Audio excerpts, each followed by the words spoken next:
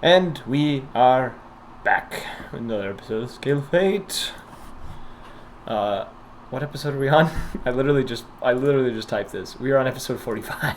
We've got pretty far. It's been a year, almost Road a to year. 50. Actually, it was a year 3 weeks ago, 4 weeks ago, something like that. So we missed the anniversary. That's unfortunate. Anyways, moving on. Previously, you guys, after spending some time in Stone Farm, speaking with Callista, practicing with certain weaponry, having Calder return to the party, who will be with us shortly, you all partook in a massive battle against the Sarthagian troops that had been sent towards Stone Farm, and with them an augmented adult red dragon. After a very brutal battle with this dragon, and it practically going nuclear on you guys when it was killed and knocking a majority of you unconscious, you managed to be healed and regroup. Most of you rejoining the fight after being healed enough to be able to do so. Jabbers returned back to the camp with no desire to fight whatsoever. And after a long, it wasn't that long, it was a very quick battle. A few hours, obviously, of fighting, but that is pretty quick. You collect yourselves, some of you looking amongst the bodies for anything of value, some of you helping clean up the bodies after the aftermath, and celebrating the victory with the rest of the camp that night, getting patched up and healed in any kind of way you needed to, before taking a rest, which is where we left off for now.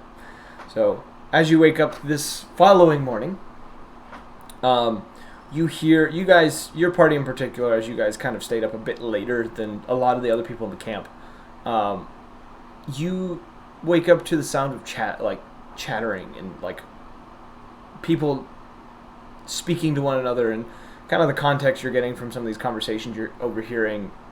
There seems to be a bit of confusion, as it sounds that people are missing scars that they received the day before. And as you all look over yourselves as well, you find that you are lacking any sort of signs that you had even fought the day before. And along with that, you are not sore in any kind of way. You seem to be almost rejuvenated. I think Nelly sang about this once. Nelly sang about this.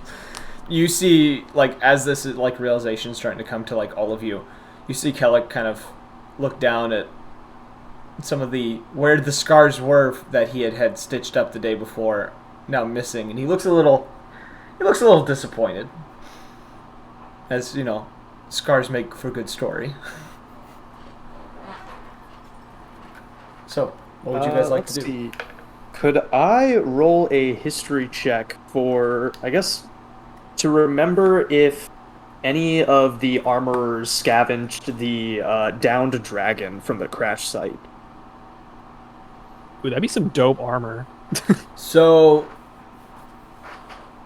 I feel like it got incinerated in the blast. Yeah, I wouldn't say you'd be able to roll anything. There were bits and pieces, not anything worth anything, that were melted severely due to the pretty much you had a bomb dropped on you. There's not usually much left after a bomb is dropped, as we all know, playing military simulators and watching military movies. It's the equivalent of that, and it was probably the actual temperature of the blast itself was probably pretty high up there, considering a lot of stuff around you guys had been incinerated upon the impact. You guys were lucky to be alive.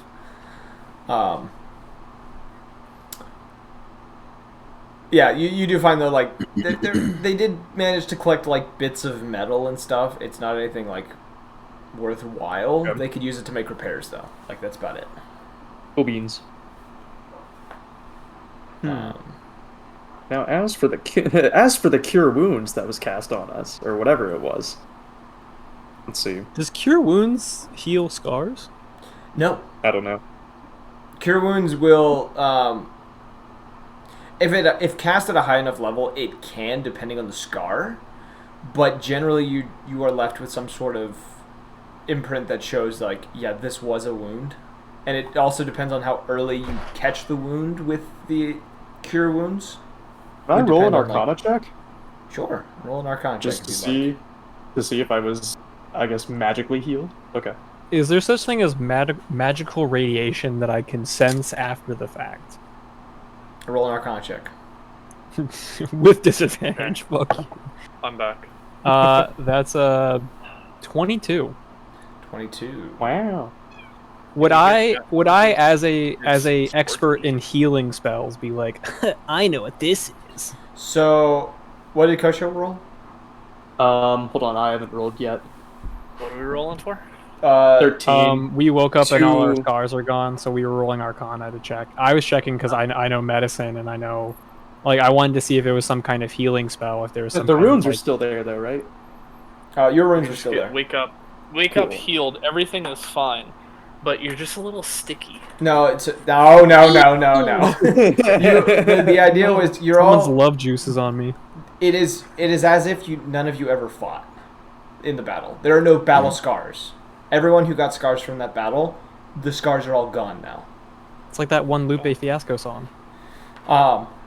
And I will The viewers. will. Orion, you would get the sense of there is an arcane energy still lingering in the air, that of healing energy. You can feel that. Does it emanate from everybody, or is there like a clear source? Is it from nature? Is it from... It feels like something placed it there, and it feels almost the equivalent of having like a light fog kind of resting over the camp, if that makes sense. Like everything's a little hazy. And I don't know where it comes from. It's just kind of all around you cannot us. tell the origin. It seems to just be kind of floating around the camp. Oh no, we're getting faded, boys. Somebody's hotboxing the camp. Can I fly up in the sky, like Yes. above the camp, and see if I can still feel it? Yes. And if I have to roll again, I will. But I'm not going to make you roll again with that. So as you go up in the air, you climb 30, 40, 50 feet. And right after about the 50-foot mark, it begins to get, like, it fades from you. And as you continue to go up higher and higher, it seems to get less and less before, once you get to around, like, 75, 80 feet, you don't feel it anymore. do my scars return when I start not feeling it anymore? No. Though Okay. So I have in fact been healed. And you realize as you were flying up, you weren't feeling any sort of, like, exertion. Once you get to the top, you are feeling that very, very, like, light exertion, like, I'm using my muscles, I know they're working. Okay. But you didn't feel it when you were in the cloud. All right. I'll fly back down. I have an idea of who to ask, but I'm gonna go back to the party and see.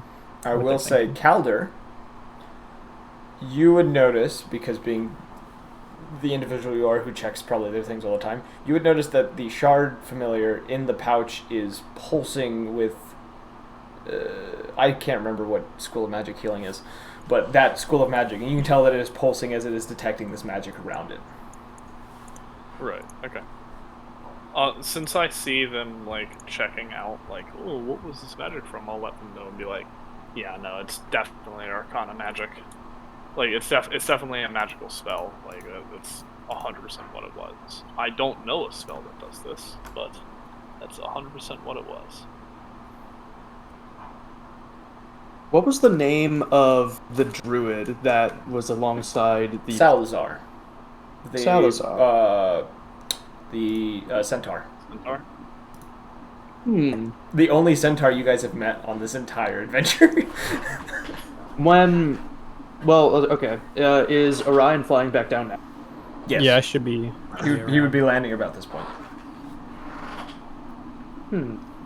Orion, do you happen to know any sorcerers or men of the mystics who deal with, I guess, effects alongside their mist that they can generate? Off the top of my head, no. I do have a few inklings of who it might be. This is obviously a very powerful spell, and the only caster that I know that's in the area that's powerful enough is the three-headed dragon lady that's in the bubble over here. Callista. But I don't think she has any interest in healing us other than her own amusement and making like wanting us to be at our best to fight another wave of Sarthagians. The king could have struck a deal with the dragon. Possibly. I mean, we could ask the king or we could ask Callista. Well, and we could Callista's see also the cause of the dome, and the dome's not just for herself, you know, it's providing an advantage. So well, it's not like when we she's talked to on our Callista, side. when we talked to Callista, she had said that the dome is exclusively there to protect her assets, and that she has no vested interest in this war, and the only reason the dome is there is because she knew Starstag was coming, and she just wants to watch. I wouldn't put it past her to put the fog of the healing, but it doesn't seem like that's her MO. I don't think she cares. Yes. But I don't know too many other casters that are this powerful that are nearby that specialize in, like, I don't know, maybe healing magic. Of course.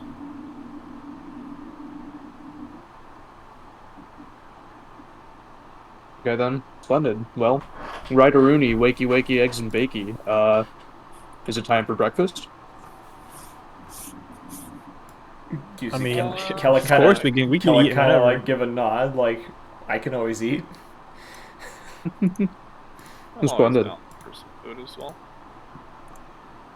Afterwards, what should we do? See what our orders are for the next routing accomplishment? We could, but we should debrief with the prince and the king, because he did come here for us to specifically to talk about the dome. And now that we know why the dome is here, we can kind of brief them as to what the situation is and seeing what they want to do next. Yes, indeed. I do hope that the townsfolk are treated well within that dome. I truly do. I don't think that they're treated poorly, to say the least. When I was in there, it did not look like it was that bad, to be honest. You do remember her mentioning too, I will say this because you might have forgotten, she did mention that she takes care of the townspeople because she uses them and they use her, essentially. Strange ways. She offers them protection, they essentially help her with whatever she needs. Mm-hmm. The typical deal you make with a dragon, I realize. What God said. How appalling. God said. What person would ever do that? Sense the sarcasm in his voice. So what would you lot like to do? I know you're getting breakfast. What would you like to do after breakfast?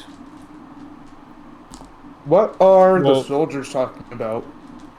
Are we sitting near them? Where are we? Just like in like a we can RP a little bit of the breakfast. So you guys join, everyone else going to this one like kind of perfect. I have a Pop-Tart right here. Yeah, this tent setup that is handing out Pop-Tarts. No, to the soldiers. Dude, it's canon. It's canon. Yes, sir. Let's go. Fuck yeah.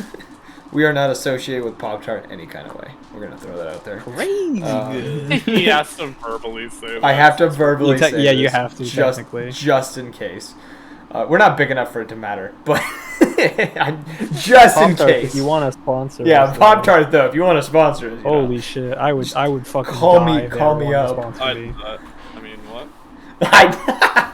All right. New flavor, Calder Nut. It's cinnamon flavored. Whoa! That's racist. Is it? You're a fucking flame genasi. Why is it spicy? It's just lava. That's still a little. I don't know, man. Hey, I'm gonna be honest. This campaign, like 90% of the encounters have been in some way, shape, or form racist because of either something that the characters I made did or something you lot did. Okay, racism was a character development moment, and Tosho is slowly growing out of it. Actually, yes, my disdain for casters is not because I'm racist. Obviously, I I like how have so you're. many caster friends. And if Counter anything, one. he was racist to all fantasy characters, basically. That was his whole gimmick. That was his whole thing. His Can't whole be shtick racist was, if I wow, hate magic everyone." bad. Can't Dude, be can you racist if I believe hate this everyone. fucking story of a ogre that becomes a prince? It's fucking ridiculous. Okay. Anyway. Sorry. Anyway, back to the story. While you guys are eating breakfast, I will make a character that has this voice. It's gonna happen one Oh, day. God. I'm not looking forward to the campaign. He's gonna be a hobbit halfling thing, or he's gonna be a grung. Oh God. Anyways, Can I call him Narnar? Narnar. While you guys are sitting around eating breakfast, Kellic kind of sitting next to Jabbers, and they seem to be off in their own conversation. You lot, while you are listening around, you're hearing talks of a lot of them complaining about the lack of scars on them now, and that no one's gonna know that they were in a battle now because they don't have their scar, like shit like that. Just the biggest frat bros. Yes, Dude, how am I like, supposed to get that bar made now, dude? I'm picturing in my head it's a group of Marines after like getting blown up and like having all the injuries, and then none of them appearing afterwards, and they're just like, "What the hell? No one's gonna believe that I got blown up now." Like, this is I bullshit. chewed my crayons for a reason, goddammit. God Whoa. Hey, there's a YouTube page. Dude, you got the that's- blueberry makes fun- ones? Oh, they're so good, man. I'm jealous. Jealous. Yeah, but most of them are not. There are a few, though. You are hearing talks of them seeing a strange figure walking along the edge of the camp, as well as a few smaller figures that were running around in the field. Some late part of the night, when everyone was asleep, there was a few that were still awake, either on patrol or just kind of keeping the camp safe, and they had noticed some odd going abouts near the edge and the outskirts of the camp, as well as out in the Sounds like the battlefield. Fellowship took a fucking detour. Goddamn. Let's go investigate. Okay. Where you investigating the field? Yeah, we're gonna look for these people running around with strange shadowy figures. Wait, okay. Actually, I kind of want to ask, wherever the rumor we heard that originate from, I want to ask that person, whether or not that entity was fast, or slow, or, just other traits. More details. So the individual you heard it from first was a dwarven individual that was kind of sitting, a bench not too far from you guys, and upon you asking this question, his kind of response was, no, they were kind of lumbering about. When I went to go, So you heard that. when I went to go investigate, they just kind of disappeared. Dude, these must be really small fairy creatures if the dwarf is saying they're short. No, he didn't say they're short. They were lumbering around. What? I think, if I recall, he said that there was one big figure and several smaller figures. Yes, it was one big figure and a bunch of small ones that were out in the field. The one lumbering around the camp was the big one. The others were out in the field, and they were just kind of doing their own thing. He didn't go out there. Are they small, or does he just have no depth perception? Small as in they're roughly his height or smaller. Dwarf's gotta humble himself, okay? How many racist jokes about random RNG races can we fit in one go? It's not racist. They're literally called dwarves. What do you want from me?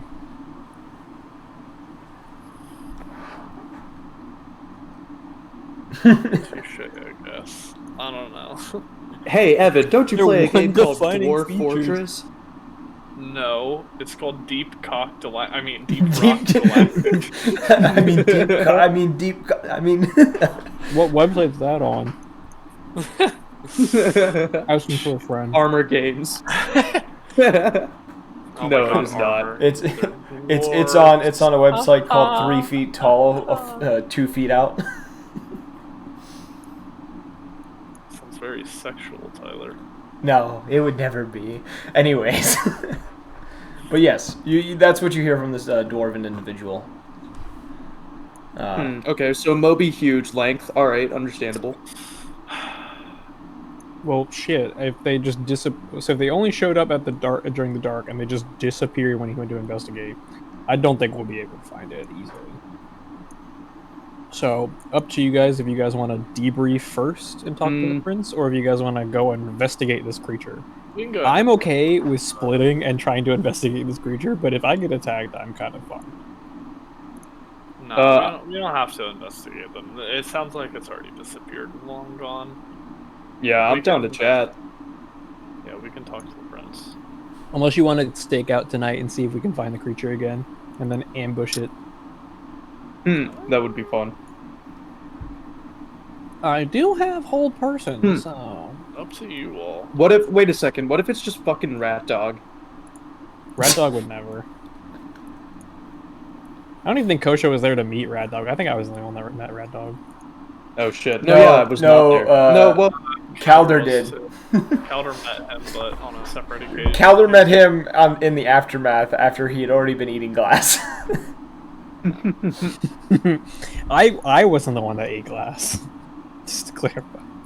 Rat Dog was not the one that ate glass. Rat Dog did eat glass. I remember this. I have it in my notes. No, he wasn't the one that ate glass. It was someone else. He shoved a glass bottle in someone else's No. mouth. I meant after when Orion met him recently, he was eating Oh, glass. okay. Yeah. I gotcha. Yes. He's just bleeding from his mouth. Yeah, he was just chewing on the glass, bleeding out. It was just like What she a was just champ. like, yeah, he's an. He has interesting enough individual. HP to spare. All right, he's got like 120 HP or something like that. He's a kobold. Rat Glass is Dog not the is worst thing tankier he's than eaten. me. Anyways, but yes, are you guys going to go find the prince? That's Yeah, up that's- to if y'all think that's the Let's best use the idea. plan. I mentioned That the sounds- prince, and it sounded like someone was murdered in the background. What the Well. fuck? I think it was James. is laughing. because Oh. they're watching. I know his laugh anywhere. That's definitely his laugh. All right. So when you guys go to try to find the prince, it's not too hard. You kind of know the general section of the camp that he does kind of hang around. You do notice him standing in front of the kind of the royal tent or whatever, I guess you would call it. It's him, his father, and Salazar all speaking with each other. They look rather confused and seem to be in some sort of very intense conversation. I'm just gonna lean over to Calder or Kosho and just be like, I don't want to interrupt them. If you guys want to speak up, be my guest, but they don't look happy. So, throwing that out there. Well, I'd say just better to learn what they're a little upset about now than later. All right. Well, who wants to start? I just picture this conversation happening like 30 feet away. Like you are in earshot of them, and you're just like whispering this really close by. Who wants to be the bearer of bad news? It's just like, what did he just say? Hold on, pause. Can I just A what? cough pretty loudly? Yes, you can. So as you do this, as you produce this cough, they kind of pause. Salazar and the prince are the first two to look at you. The king kind of looks off towards the dome for a moment before he kind of looks back at you guys. And the prince, He just sees this motley crew. yeah, which he's seen multiple times now. He's like, oh, I can't get rid of these fucking idiots. What the fuck? What's their name again? They've changed it 4 times now. Oh my god, stop. Was it Miss Spitfire? No, that's not the one. It's Doug's infantry or Doug's cavalry. I forget which one. It's Doug's cavalry, I think is what you guys said. The prince turns towards the lot of you and says, it's good to see you all are up and about like the rest of the army is. I'm assuming you're as confused as we are at the moment. Yeah. The whole healing of everyone in the room is, a bit odd to say. Yes, it is strange, and was definitely not the work of one of the gods, as we can tell. We're not entirely sure what did this, or who did this, if it is a person. Yeah, we're not entirely certain either. But beyond the healing fog, which we will just take in stride at this point, we wanted to debrief you guys with the situation going on with the dome. Don't know if you guys heard. Salazar kind Word of got to you. steps forward and says, "So you know who's producing it?" Yes, and I had a conversation with her, and I very, very roughly interrogated her about her motives and her reasoning. It is a three-headed dragonborn named Callista. We ran into her when we went to Greyborough, and she says that this dome was made by her to protect her quote-unquote assets. No idea what that means. You see, as you say this, the prince and Salazar both seem to... There seems to be a moment of recognition in their faces. The king clearly has no idea who you're talking about. These two, though, seem to have a moment of, kind of, the idea you get from their faces is, yeah, that makes sense, that's who caused this. They're just like, yeah, it's kind of like the situation. And the prince kind of scratches his chin a little bit and says, I should have guessed it was her.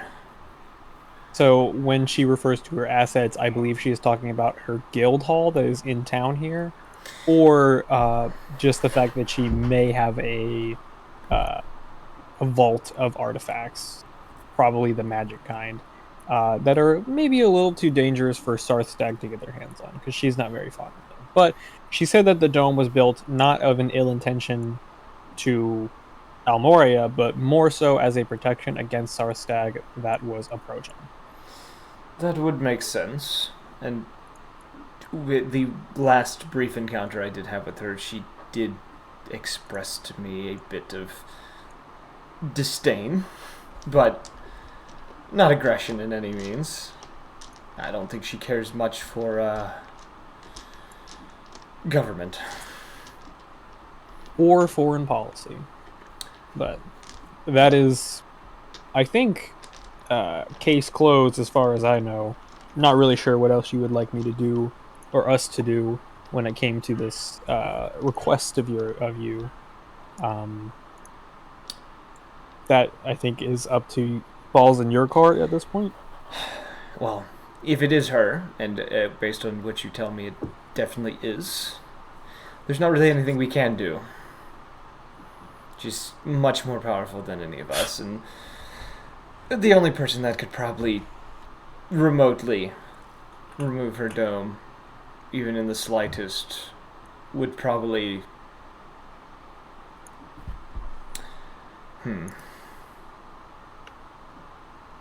You don't know if Agarog or Agrog wouldn't be able to do it. what is this? He doesn't... Zeldrif. Zeldrif would be the one who did it. Zeldrif, I was like, it's a Z name. Where the fuck's the name in my head? What is his fucking name? Yeah, he says Zeldrif could. It says Agrog definitely could not. He may have a bit of powerful magic on his side, but it's a lot of smoke and mirrors. Well, just to run down what we do know of the dome, it's not possible to damage it without getting hurt. It's not possible to physically damage it with spells or even teleport inside of. I tried healing it in some kind of backwards way. That also didn't work. If someone had dispel magic, you could try that, but I do not have access to that spell. something of this size, dispel magic wouldn't work. Wasn't entirely certain, but good thing our resident bookworm here knows. Yeah, things like this can't just be dispelled very easily. It'd have to be a group of wizards channeling their arcana through each other to try and even attempt at dispelling something like this. Themselves are kind of still trying to say that even that would be extremely dangerous. Especially with the dome's ability to refract. I will say though, if you request a audience and you knock on the dome very politely, that is how I got in. Don't know why, but that's what happened. She may want something from you, or she may be fond of you. A lot. I can't see why she would be. She is peculiar.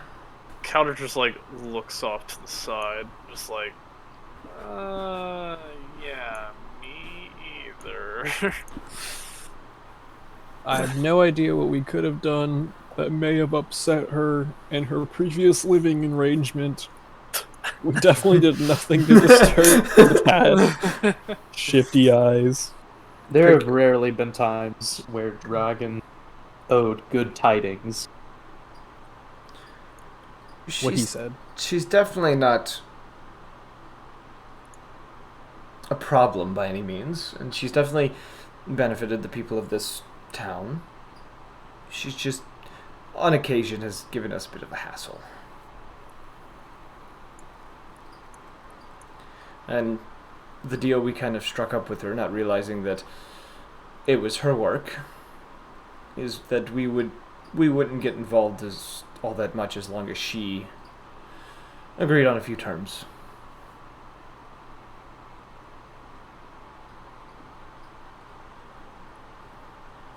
What were those terms? A few things that deals that specifically aid me and my father, that I won't go into any details with, and essentially just paying a tax every so often to aid the kingdom in some way.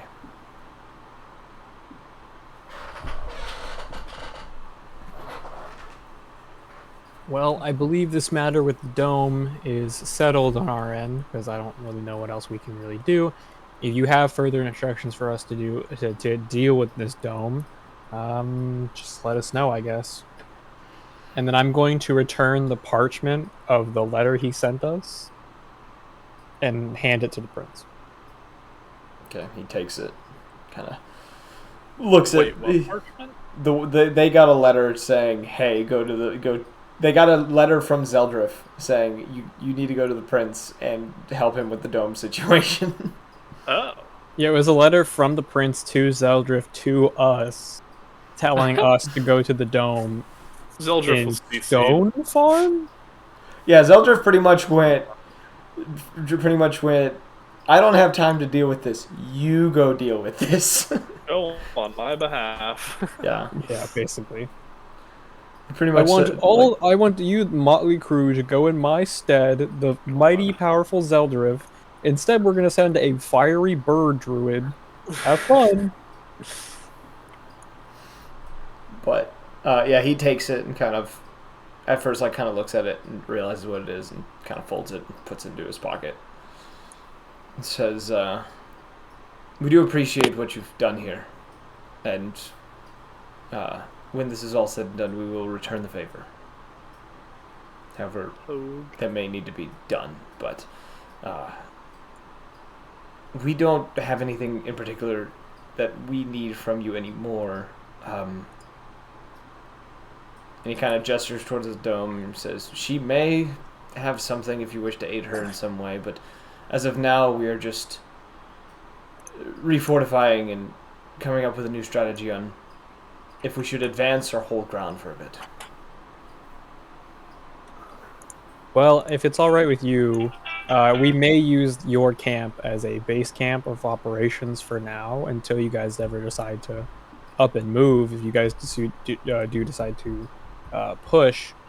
But we may stay here and leave our stuff in our own designated area and peruse the blacksmith and whatnot. And that is fine. I guess if anything comes up, let us know. And All right, we'll attempt to do the same. I'm gonna reach my hand out to shake their hands. The prince kind of shakes yours, giving you a nod. Salazar does the same. The king doesn't move. I will salute the king. He gives you a nod. Whatever the Almorian salute is. I don't know. It would just be like a standard salute. You have to do the special. jumping jacks while saying your ABCs backwards. I don't Yes. know.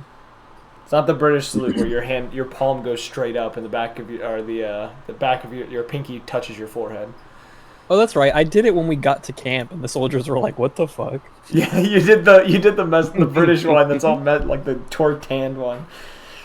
Yeah, it's pretty much like a standard salute kind of deal.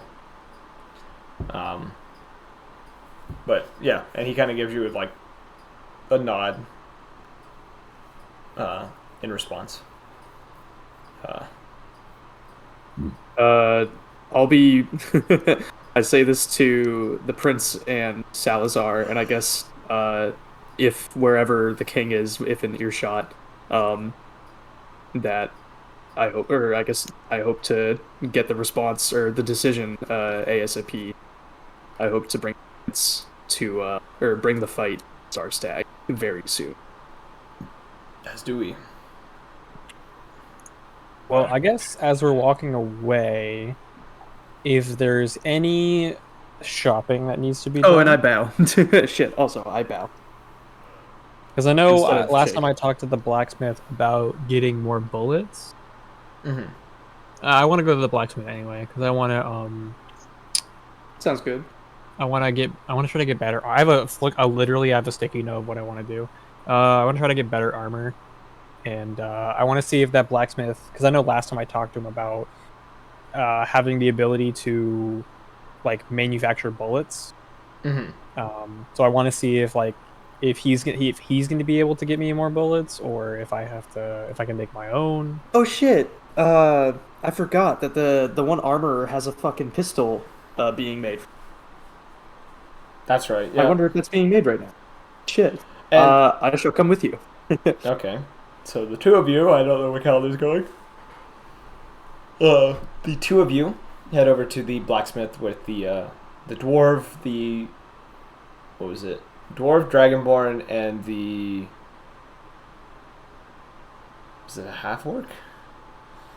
Someone have a note on this? I don't, but I'm trying to remember what it was. Oh, You weren't there for this. Yeah, you weren't there. We'll say it's just the dwarf and the Dragonborn because I can't remember the third. There was an apprentice who was like. Oh, it was a half elf. It was a half elf. That's right. There we go. Yeah, dwarf. Yeah, dwarf, dragonborn, and a half elf. Sounds like the start to a really bad medieval joke. It's a sitcom. It's a sitcom. It's a sitcom. Just about this blacksmith. You enter. Which one was the one you talked about for the bullets? The dwarf. The dwarf. Okay, so you do find them. They seem to be a little busy with like repairing armor, fixing swords, stuff like that. You do catch the dwarf though, kind of at a moment when he's kind of catching his breath a little bit. He says, "Welcome back. You look like you." How's it going? I don't know if you remember me from the other day, but I came in here with this rifle that's on my back, and I was talking to you about maybe manufacturing some more bullets, or I don't know, having the opportunity for you to teach me how to make these bullets. I'm willing to pay. Yes, with the little battle last night, we've kind of forgot about our original. That's completely understandable. Yes. I just wanted to check in real fast before I miss you if you're on your way out. I have no idea if you guys are advancing or not. but yeah, I just wanted to check in on that, and then maybe peruse the armor you guys got here. I am not expecting a very extensive list of things. We are a bit limited at the moment. And he kind of like gestures for you to follow him like deeper into this forge. The Dragonborn kind of glancing back a little bit, kind of. He's right. He clearly recognizes you, but he's kind of curious of like why you're being led into the forge, considering no one else has been able to come back this far. I'm special, motherfucker. And he takes you back to this like kind of like almost hidden back section that they have, and you do see a few like sets of armor. There looks to be like one or two things of plate mail. There's definitely some scale mail back here. Kind of like the heavier armor types, as well as like half plate and things of that nature back here. And this is kind of what we have at the moment. It's not. So you much. said it's mostly like half plate. It's mostly like heavy and medium weight armor. I can use medium armor, so if it's medium armor, that's fine. I'm just kind of hoping for something that's a little bit better than my current armor. What are you currently wearing? I have studded leather +1. But my one? AC is not interesting. Studded leather +1. Yeah, I got it off of a body. Yeah. I'm trying to remember exactly. What does it say when AC you click 13. AC 13? Scale mail Yeah. would be better. Yeah, but don't I get disadvantage on stealth or something? No. Honestly, that doesn't really matter. to Scale me. mail does not give you disadvantage on stealth, I don't think. It might actually.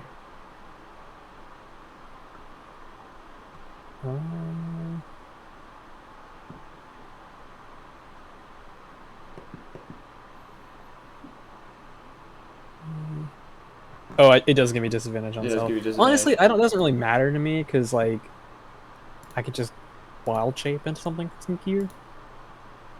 Yeah. Probably that. Oh, I also have what is it? I have a spell that does it.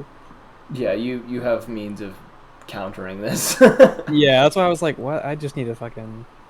I do have an idea. I'll probably DM you this later, but I have an idea of what armor I'm kind of You're hoping looking to find for. eventually. Okay. Yeah, scale mail should be fine though. It sucks because I had scale mail previously. So I'm hoping I can just find something better, I guess. You said half plate as well? Yeah, he also has half plate. Which Half one's plate gives you better? a 15 base AC.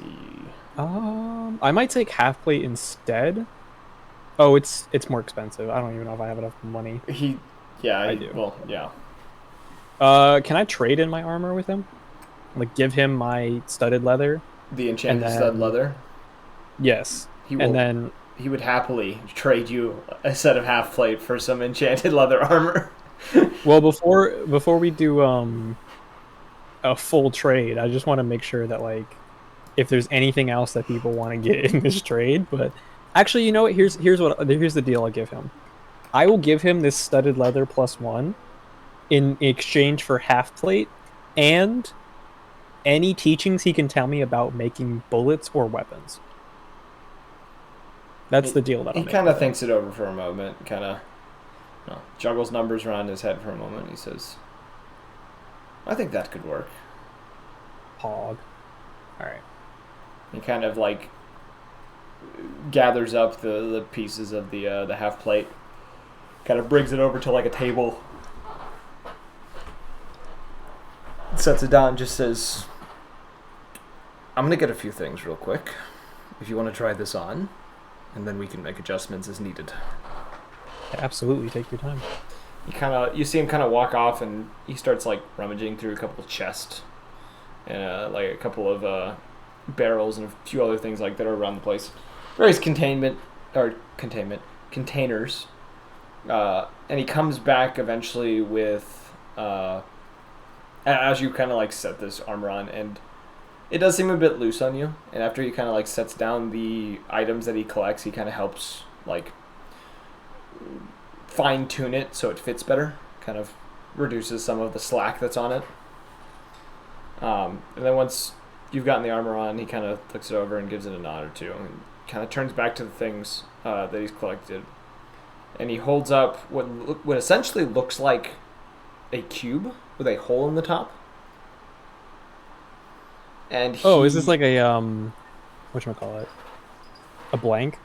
He pulls it apart, like he like pulls it and it splits seamlessly, and you can see it is a sort of what's the word I'm looking for? It is a mold. Yeah, like a cavity. Yeah, it's a cavity with. You see, the mechanism that it has is you dump the metal down one tube, and it splits off, and this mold in itself makes about 15 rounds of the caliber that you're looking for. And it's a fairly large cube. This thing's probably like almost like 7-8 inches by 7-8 inches, and like it's pretty heavy. Like when he hands it to you to like kind of get a feel for it, this thing probably weighs a good like 50-60 pounds, and it seems to be made of some sort of metal that I see. It seems to be made of some sort of metal that like doesn't easily mold and doesn't easily warp in heat. Mm-hmm. So when pouring molten metal into this, like iron, it's not going to deform in any kind of way. Auger? He says, this should be able to help with the bullet making. I gotcha. And I just had to buy powder myself. Mm-hmm. He says, I gotcha. I will say, whenever you do this, it's best to set up the mold before resting. By the time you're done, it should be cooled enough. Just like overnight? Yes. Alright, I'll take that. I appreciate it. And kind of hands you it, and along with it, you see him kind of pull a pouch from his hip, and he kind of holds it towards you and says, and this is another 20 rounds that we have. You said it was 20 rounds? Yeah, he's giving you another 20 rounds. Another 20 bullets. Okay. Oh man, I love the number. I love the number of whispers I'm just getting out of nowhere. Oh, I just like the idea of the armor that I had, and I was like, this could work, but if it's not possible, that's fine. Not too broken up about it. I'm trying to think if there's anything else I want to do. I'll turn to. Is only Kosho with me? He would be outside of the Yes. forge still. No, he I wouldn't think- be. He wouldn't have come I- in. there as well. Okay, then the two of you would be outside the forge. Only Orion went in.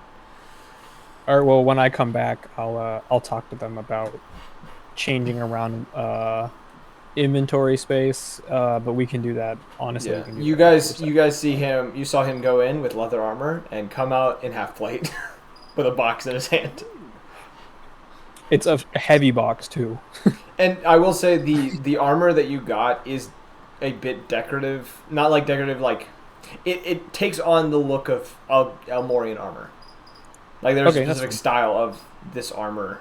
It's got the crest on it, Yeah, it's or got just like the overall. it's like it's not quite the crest, but like there are some designs like carved into some of the like the edges that are of Almorian design, and it's a bit. Yeah. The armor is made to be sleek, and be able to instead of like catching projectiles or swords or blades or anything like that, it is made for them to slide off of it instead of slam against it. Nice. So what you're saying is it's awful against piercing. No, it's the way it's designed because it's so smooth. The piercing doesn't necessarily always go through. It will like scrape off. Because there are no rough edges on this armor. It is all smooth. Except for, Aerodynamic as fuck. yeah, except for the little like carvings that are in it that are like add these little My designs drag to it. lift You're coefficient is round. so good. Fun little engineering term for you guys. Guns. Kirby Werby. Kirby Yeah, Werby. the two computer science majors versus the two fucking engineers. We'll destroy Hey, them together. mechanical design. We'll destroy them I would be together. dangerous as an artificer, let's put it that way. Artificer only campaign when? Oh, I I would- created this nuke. I would be dangerous as a spellcaster or an artificer if I had the ability to make my own shit, because everything would come out just terribly. So I designed this All the plane. fire department, because we just blew up the building. Yeah, that's... Was it supposed to be an explosive? No, it was supposed to purify water. What the fuck? Technically, when you No. atomize water, you purify it. Technically. We just added some Agent Orange to it. We added some Agent Orange to it. It's now radioactive, but hey, it's clean. Know that napalm was illegal in Almoria. Listen. Go smell some napalm. There's no such thing as the what is it? Geneva You know, Conventions. yeah, the Geneva Convention here. It's the Sarstad Conventions. No, Sarstag has none of that. What are you talking about? Dude, The Sarstag has been Almoria. awesome. The Grandhound. It would be Grandhound. The Grandhound. Yeah, they would have it. But Alright, not guys, Sarstag. no shotguns in the trenches. And everyone's like, what the fuck's a shotgun? Yeah, what's that? Alright, so you guys have met up. What do you guys want to do? I want to see if there's there's a place I can sell some things. What kind Before of things? I sell things, I have a scroll that I'm not going to use. Before I sell things, is anybody capable of using a dagger? I mean, I am, but I'm probably never going to use it. I mean, yes. Okay, so I have the poison dagger that we got from. Jabbers would have also rose his hand as well. Oh shit! Give it to Jabbers. That's perfect. I'm okay with giving him this bullseye dagger to Bullseye Jabbers because dagger? I haven't used it yet. Yeah, I haven't used it yet. It's the poisoned one. That's the only one I have. Yeah. You hand it to him and he kind of looks at it and says, "How do you use this?" Well, you attune to Pointy it. end goes to the enemy. You attune to it, and you can. There's some keywords you can say. You can have it find its mark. You can have it teleport back to you. It's a throwing knife, basically. Right. Okay. I'll figure this out. I'm sure you will, bud. Just, Yeah. I can only imagine, just like, we wake up tomorrow and he's just like, alright, I think I figured it out. Now, this is one of the keywords that I figured out it could do. Alright, castrate. Yeet! You just hear a random scream in the distance. Ah! He's like, "Oh So shit!" here's one of the keywords. Come. Oh! I don't like this item anymore. Are you sure it's the I'm bullseye loving dagger it. of poison? Yeah, if I can sell this, whatchamacallit, scroll, I'd be down. And if there is a curio shop of enchanted items, I will peruse through them if there is. If not, I don't care. We could move on. You could probably find someone who would buy the scroll. There isn't really a place of magical items that they're just kind of selling within the camp, though. Do they not have a caster division of just like magical casters? They that are I they can, are like, assigned ooh, items that are what's the word I'm looking for? The way that it works is, and your characters would know this, the Almorian government essentially not confiscates but like acquires magical items from shops, and they document everything they get and they assign them to certain units, and then at the end, whatever they still have based on casualties and what they were able to get back, they give back to the shops, as well as a fee that they give to the shop to compensate them for the loss of the product. Gotcha. Because this isn't the first war Almoria has been in, and those that are from Almoria or have an idea of its system would understand that's kind of how they do things.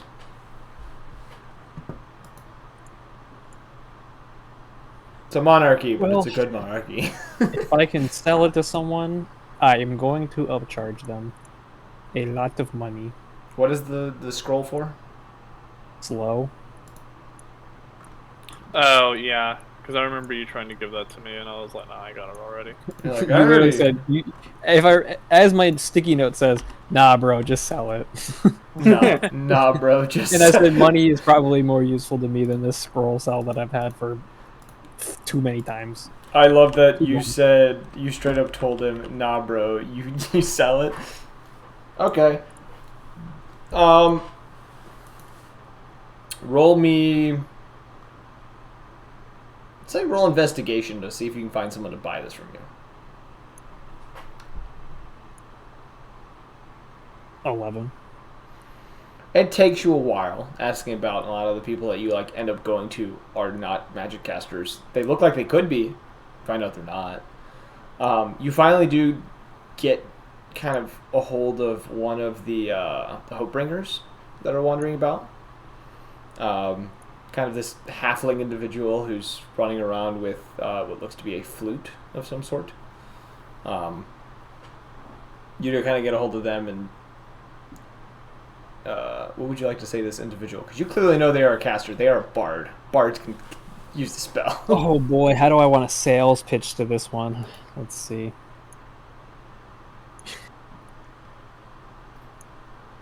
I'm going to approach them and be like, oh, excuse me. I just have a... You seem like someone who likes to take life a little bit slower than everyone else. You know? You like to go at your own pace. You saying that All because I'm right. short? Absolutely not. I'm also short. I'm a small bird person. But you don't like when people are coming at you too fast, and I understand that, you know. You know, sometimes you want to sniff and smell the roses, you know. I'm gonna make roses grow around me with druidcraft. I'd be like, you just want to like smell the roses a little bit. The scent of roses are gonna be wafting through the air now. Am I right? Am I right? You seem like a man who appreciates the finer things in life. Well, yes, that is me. Yes. Well, I have the perfect scroll for you. It is a spell scroll with the spell flow. All right. Now I don't know all the ins and outs of what this spell does, but if I do know one thing, this spell causes the people to slow down, and I think you would appreciate it. Roll a persuasion check. Boy, what is my persuasion? Oh, +0. Let's go. Oh, that's a 15. I'll take a 15. I was about to say, this is going to be one of those nights. Yeah, he kind of nods over the idea, and you see him kind of like look into like this coin purse that's on his side for a moment. He's contemplating a little bit, and he says, "I'll tell you what. I'll buy it from you for 8 platinum." 8 platinum. Are you a member of the Hopebringers? Yes, I am. Oh, I'm gonna start vigorously shaking his hand. I have to say, I am a big fan of your work, and you know what? I think that you guys do a wonderful job. You know what? I will take 10 platinum. That's my discount for you guys.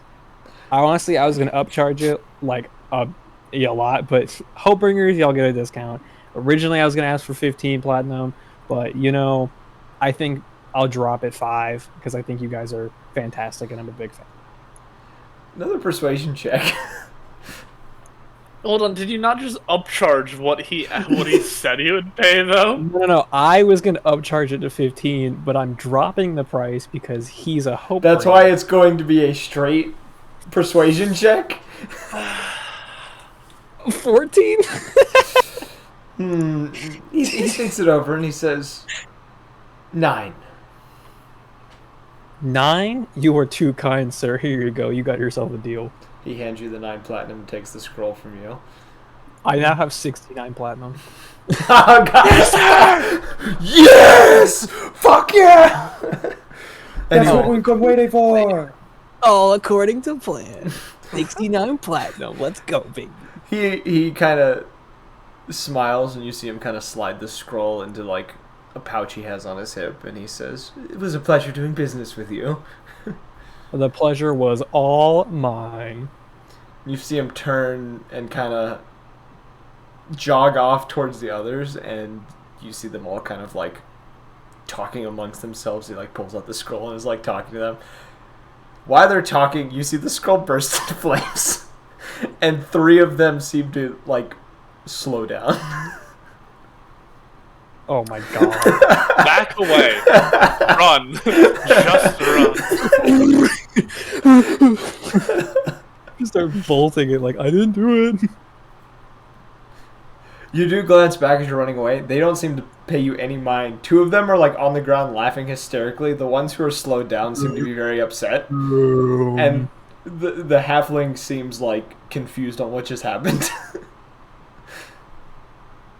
That was a fucking great deal on my part.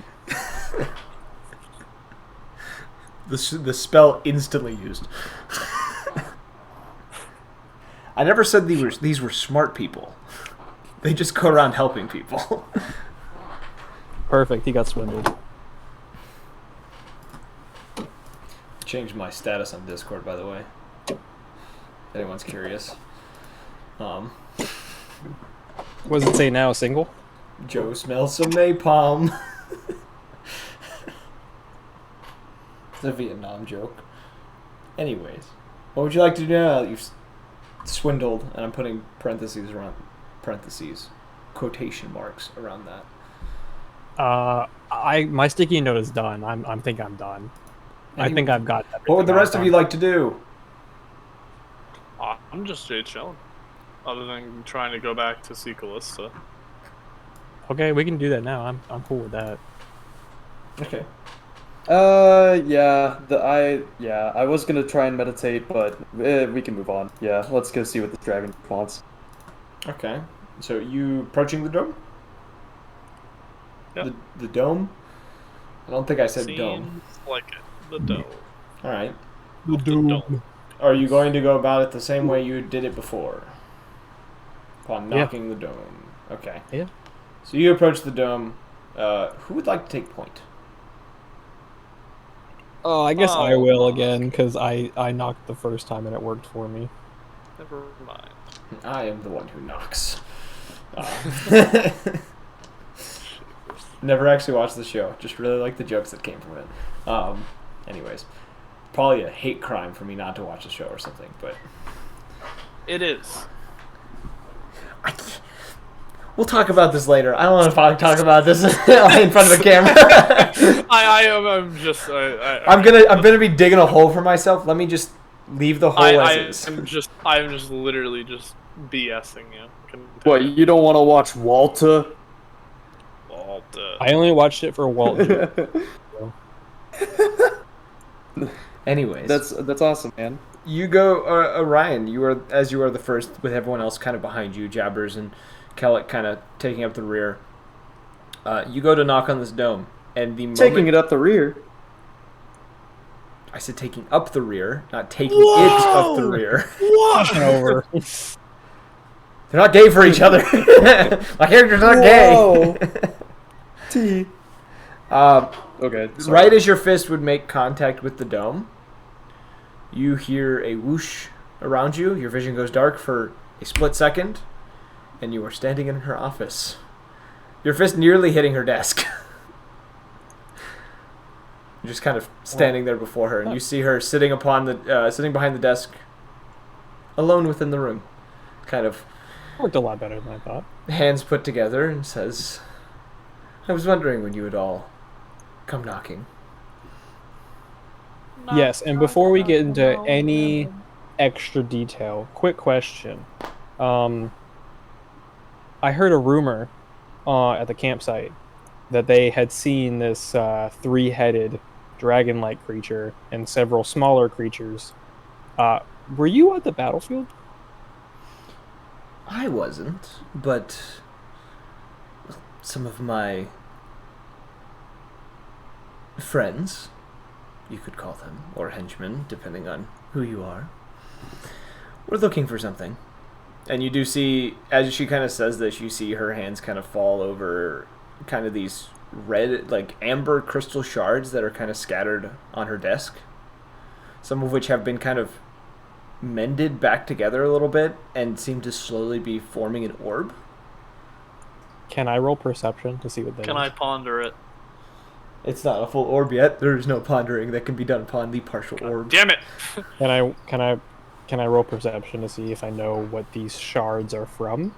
So I have a I pretty would say investigation or arcana. Your choice. Shit, that's even better. Oh, sick! That's a fucking 6. It's pretty rock. Listen, you gotta be optimistic with the bad rolls, alright? Yes. Maybe it's a low enough AC, I don't know, man. It's a very pretty stone that she has that she's working on. I'm going to gush over these rocks. Whoa! These are some cool rocks. Now, I'm not a big geology druid. I know druids that are geology. Me personally, I'm not, but this is really cool. Kind of looks like a metamorphic. I don't know my rocks too well. Let me know if I'm correct.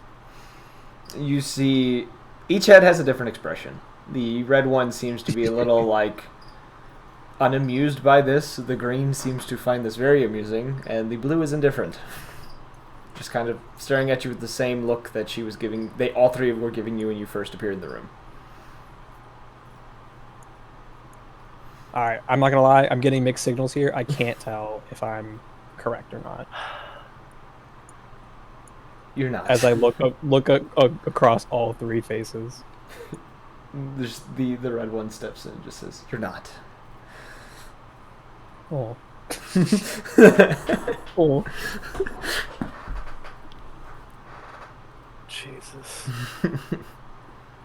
Well, the battle out there finished. I don't know if you were watching. I assumed you were, but the battle finished. We had a augmented red dragon blow up in our face, specifically my face because I was right there. But miraculously, I woke up this morning. It didn't feel like I just got blown up by a 24-ton explosion in my face. And we woke up feeling very restored.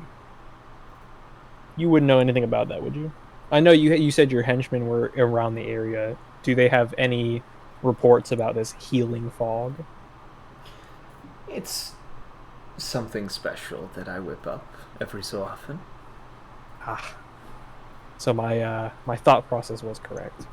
Well, I can assure you a lot of the soldiers appreciated it. I know we appreciated it. A nice little bit of healing. Although, of course, as you know, we were talking with the prince. I have to know if the healing was some kind of ulterior motive, or if you just did it for your own amusement. There's a mixture of reasons, one of which was, well, a simple payment of my gratitude for getting rid of those Sarstagians, keeping them away from my home. Well, that is what I will report back to the prince, and nothing more. Though I have been enjoying the complaints from it, they are quite entertaining. I have not gotten paid yet, so until I get paid in some meaningful way, I'm not gonna spill the beans. That's a druid idiom, by the way. I hate it Wow. here. Calder's like, ugh. I will say, I should have stayed in the solo sessions. I didn't have to deal with these idiots. So I will say, though, that Your little performance out there was quite spectacular. Very entertaining, I must say. Oh, so you enjoyed our fight against the dragon? Very much so. I'm glad. Dragon, what? I'm sorry. I can picture Calder just being like turning into a frat boy and then going, I'm sorry, and goes back to his composed self. I think it's even funnier if you think about that's his internal monologue, and Yes. he's supposed to be the sophisticated, smart one, but secretly he's like, He's actually a frat. He's actually still he didn't truly get to live his frat years in college, so now he's trying to live them out. Calder was born in a college. What are you talking about?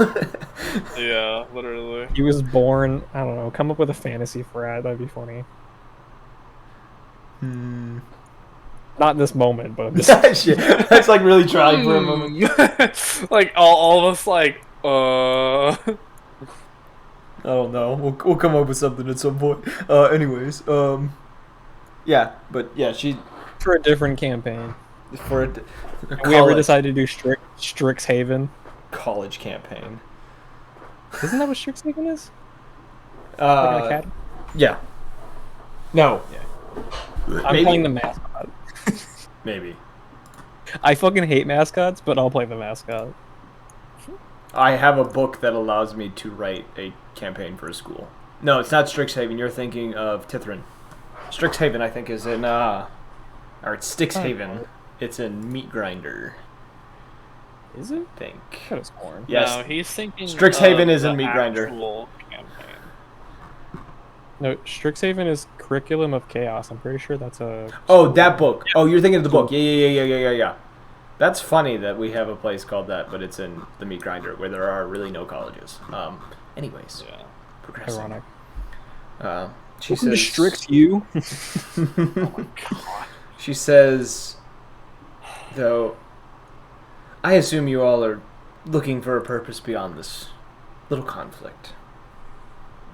Yeah, I'm sure no one in the room is very fond of Sarstag. So if we could be the secret underground cell that tries to dismantle Sarstag's hold of Almoria that they currently have, I think I speak for the group when we say that we would all be willing to do that. I'm kind of look at the group like, right, guys? Am I correct? As partners, correct. Calder will just nod, kind of still staring at the orb. You notice that Kellick's not really paying much attention. He's just kind of like looking around the room. I feel like Kellick is sitting down and he's scratching his ear with his foot. That's not my Like, character. Kellick, That's not my character. come on, Kellick, use some decorum. No, Kellick's just kind of standing there in the back, kind of just like, essentially, you know how like sometimes you'll have your dog in a room and it's just kind of staring at the walls and like looking around. Yeah, that's him. Just, I imagine he's staring at the wall. There's nobody Like home. a 2 inches You from can it. tell there's nobody home. By the way, he is just blankly looking around. The lights are on, but no one's home. Yes. Jabbers, on the other hand, seems to be watching this conversation very intensely, but doesn't seem to be. Words. He can already speak again. What are you talking about? But I guess he could be picking up words because he still has mimicry. And Calder has his pupils dilated, so they're like just purely black, and he's just staring at the orbs. Yeah. Whenever he catches something shiny, it's just. And they just gloss over. Kosha's got an eternal stank face with all the magic in that room. He's like, "What the fuck is all this bullshit?" And dude, no, he's just stank eyeing the shit out of Exactly. Callista. Yes, that's exactly what I would picture. I would say that He's like- as he's like behind the him. conversation's been Arms going on folded. too, Yep. she has been like one of the heads on occasion would glance towards Kosho and seem to almost bask in this, as if she's enjoying the disdain that he is sending her way. I don't know if you guys have seen Spy Family, but I imagine one of Callista's head is just doing Anya's creepy smile. Very smug smile.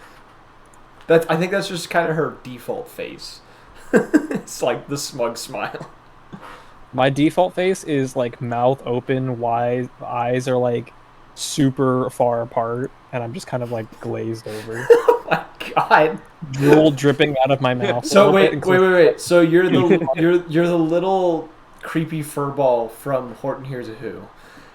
Oh my god. Basically, I forget the creature's name. I can't remember his name. All I remember is the scene where he like stands up on his hind legs and In goes, my "Whoa!"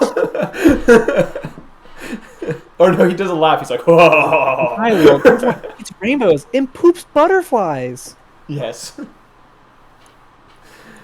Anyways, yeah, but she says, so you've mentioned that. She says, it's not specifically Sarstag that this news comes from, but I've heard rumors of an opportunity that might behold you in Woodell.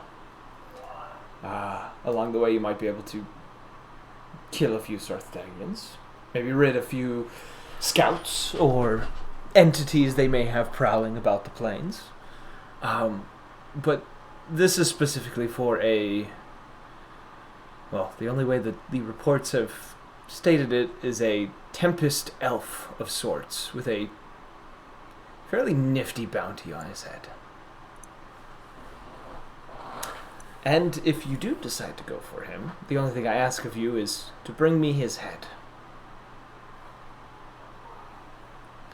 Because I would greatly like to know what it hides.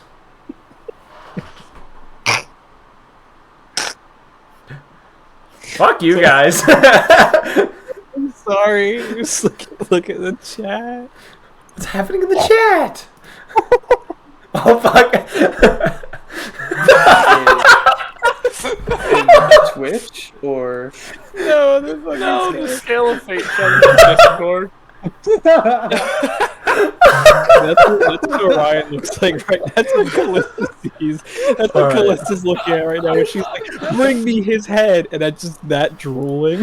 It's just like, what the fuck? I'm going to show this on stream because I have to. Oh. It's required for me to show this on stream, I think. It just sets up the thing so well. So this That is is what. just this is Calder as There you well. go, boys. There you go, stream. There's Orion's face. It's been leaked. Oh god, that picture is terrifying. Well, I looked up dumb looking bird, but I spelled dumb wrong. Ah, yes, pondering the seal, of course. orb. Anyways, that's code. Except he's making a frowny face. was that LeBron James? LeBron jams. That's a bet. That's Orion begging for food. It's me looking at the other head. You know who that looks like? That looks like Skipper from Penguins Madagascar. Yeah, it does. It really does. That's who you are. You are just Skipper from Penguins Madagascar. Anyways, yes. Well, how do you respond to this information? Just point us in the direction, and we'll head there, I guess.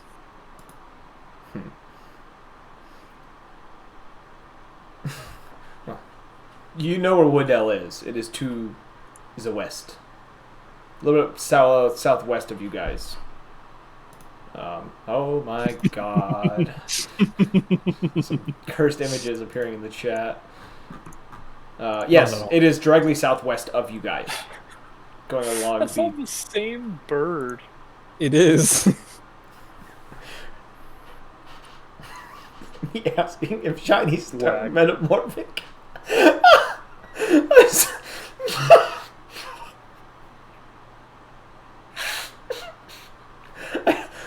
Do you want to know what the bird is called? Oh, I know what it is. I can't think of the name. What is it called again? It's called a putu. That's right, it's a putu. They're the ugliest birds in existence. Ah, what the fuck is that?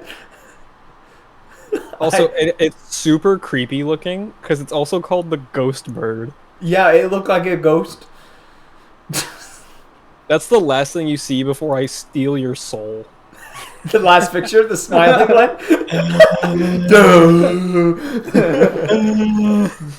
All right. God. Jesus Christ. Christ. Yes, you would know that Woodell is to the southwest of you guys, though. Wait, is it canon now that Orion is a Putu? I think it is. I would say you can look like that. You just don't look as ugly. You are a little more. You can make eye contact with your character. You a had little bit puberty. You used to have the bulbous eyes. But Yes. Now you've Me as a you know, kid. you've No spread wonder I your got wings. kicked out. You're not as ugly as you were. You're not attractive by any means, but you're not ugly as you were. I just imagine that's the reason I got kicked out of my home. It's just like, bro, stop staring at me like that. Ugly, ugly duckling. Quit looking at me with those big old eyes. Imagine my head is like big as shit, and I'm like, hey, mister, you look hurt. You want to come inside my No, house? no, get away from me. I gotta listen to what their cry sounds like. 'Cause that's Oh, it's like a fucking hilarious. screech. Please. It's terrifying. Yes. Perfect. So we're heading south. southwest. Southwest. She What's the town called? Woodell? Woodell. And she does make a comment as well. She said, I would go myself, but well, I have a dome to maintain and henchmen to keep fed and happy. So I don't exactly Why can't have. you just get your golems to do that for you? Actually, I do have a genuine question. How many people does she have working in her employ? It's not the townsfolk in particular. It's mainly the kobolds you see running around. I seem to might have lost number, but somewhere around 50 of them run around here. I gotcha. Most of them have. Christ, lady, you have a problem. I don't call them a problem. They are. You're a Useful. crazy cat lady.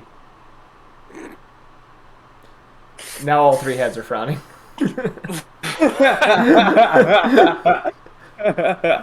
Okay. Yeah. Got him. Pew pew L ratio. Fortnite dances in her Oh, office. ratio.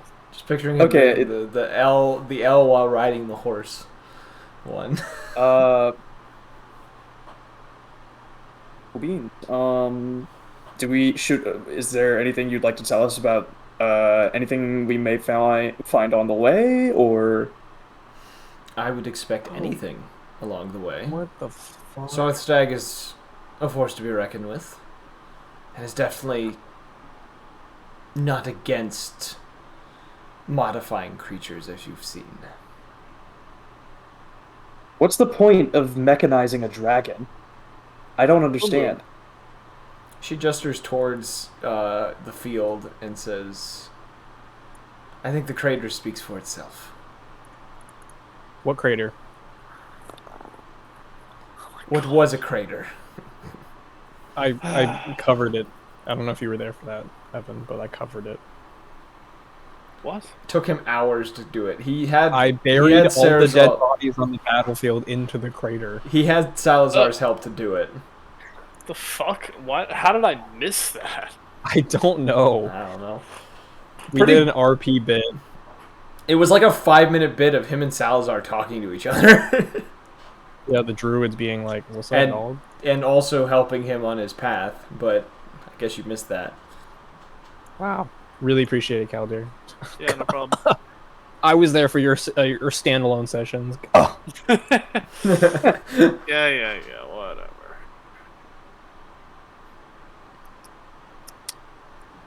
Beans. Okay. My great deed as the fucking ghost bird. You see as you guys are kind of like, I guess, regroup. Do you have anything else to ask her before I continue this? Yeah, I'll ask her again whether or not she knows how I can, get rid of the serpent. I'm not entirely sure. And she kind of slowly gets to her feet, kind of slowly makes her way towards you. You gonna respond in any kind of way? She kind of walked towards you. Oh, sick. She's taking No, on like the I'm walk just gonna of stand there. You know how like how Quilla DeVille walks around, like one hand kind of curved on the hip, the other one kind of like hovering in the air A a little bit. sachet. Yeah, sachet. That's the term for it. I'd never known what that term was.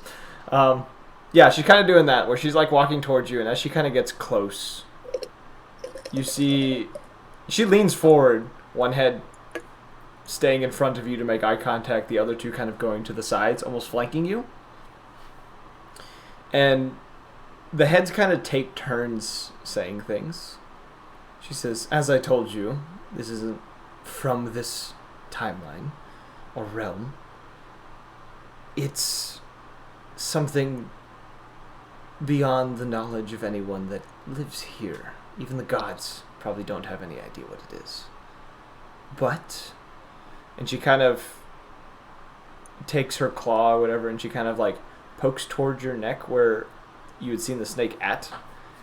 And as she gets close, I need you to roll me a wisdom save real quick. Splendid.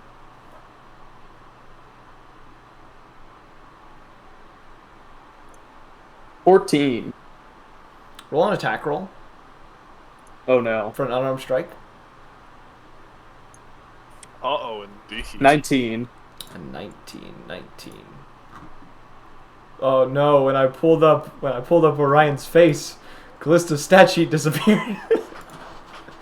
Give me a moment. I am single-handedly helping avert this crisis. No, I have to see what our AC is real quick. With my dumb face. If Callista's isn't like 37, I'll be shocked. She catches your hand, Bingo. Okay. Cool. and you see one head kind of look at your hand. The other two kind of retreat back a little bit. One of which looking at your neck, the other one looking at your face.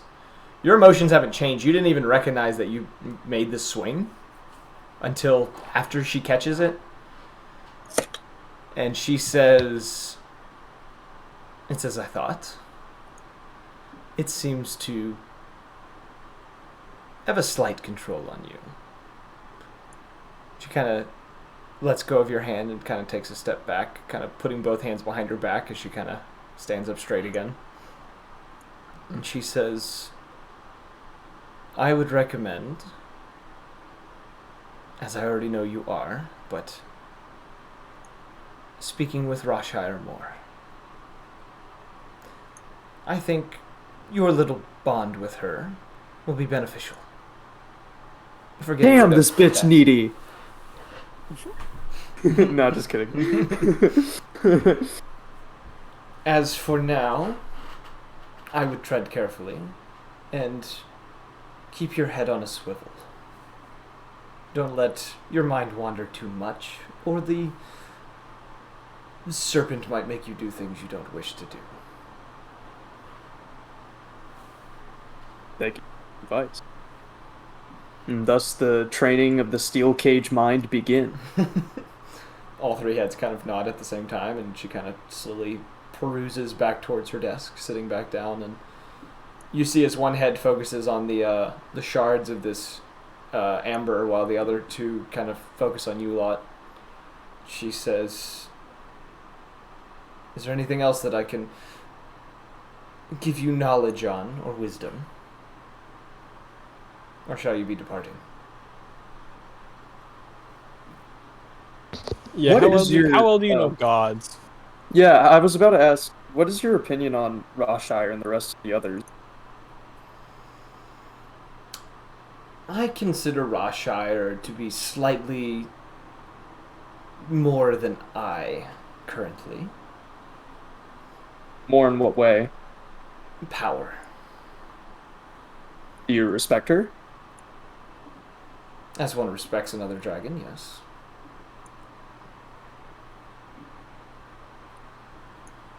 We may not see eye to eye, but we definitely would rather keep each other on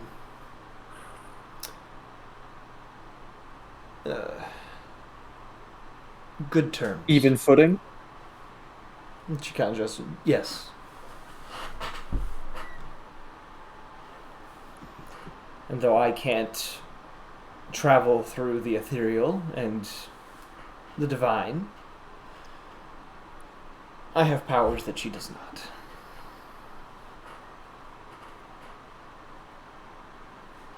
What do you know about Araske? That is a name that I don't hear all that much. Though they are interesting, to say the least. To be honest, I think I've heard even less than you, and somehow I have been considered their champion. Haven't really gotten a single word from them. I was given just this crossbow as a gift. I know very little about Araske. All I know is that they might be in Tiberia. Araske is not the god in Tiberia. Araske is a different god entirely. If the god you are thinking of is the one in Tiberia. Oh, I think of a different one in Tiberia, but yeah, I know like next to nothing about Araske. Other than that, it's the god of seasons. That's it. I would say wait for spring to come. Meditate a little bit, and perhaps he might speak with you. Oh god, what season is it now? You guys are nearing you're near the you're 2 days from, or by this point you are the 2 days before the end of the year. Okay, so I got like a month or two. You have a large portion of the first zenith. You have 30 days of zenith in order to get to spring, so you have time.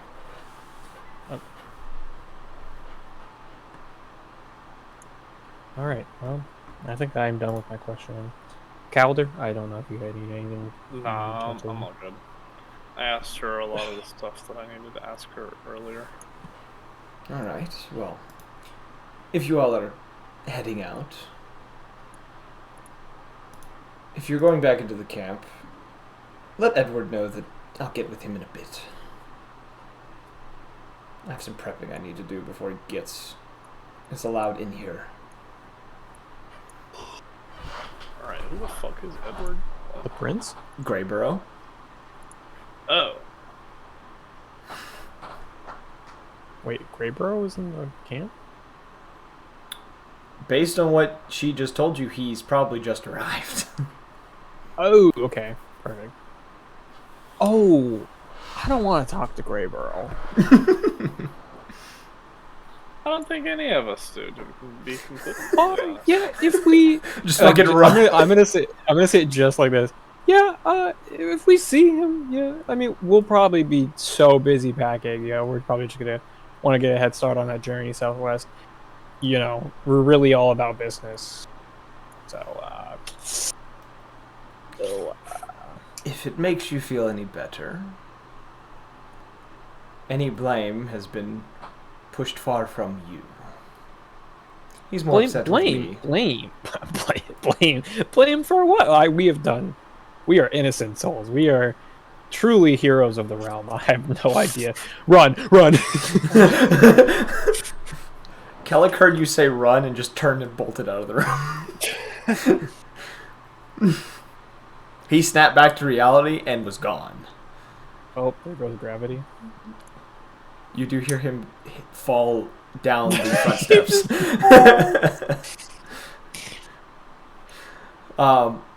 And you do see one of the heads kind of chuckle a little bit at this.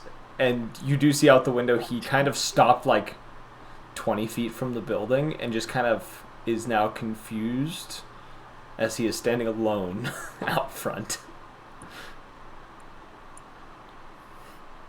Well, I guess it is time for us to skedaddle. If you guys need any shopping done before we leave, now is probably the best time. Calendar's basically as prepared as he Me too, should man. be. I got all my shopping done. Honestly, taking a little sticky note of what I need to do, really helpful. I'm gonna keep on doing that. Okay.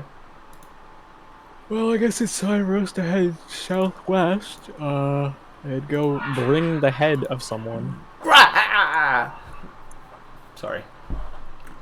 There goes James. Yes. Man, That is a boisterous laugh there. Yeah, I don't even know what the fuck they're laughing about. what languages do you all speak? Damn, it sounds hearty out there. It sounds Yes. like Holly Jolly Christmas. Yes. I'm just gonna say yes. Abyssal, Celestial, Common, Deep Speech, Draconic, Infernal, and Primordial. Okay. I'm gonna tell you this. It's whatever language you're gonna use. I don't know. Whatever language you're going to use, I do not know.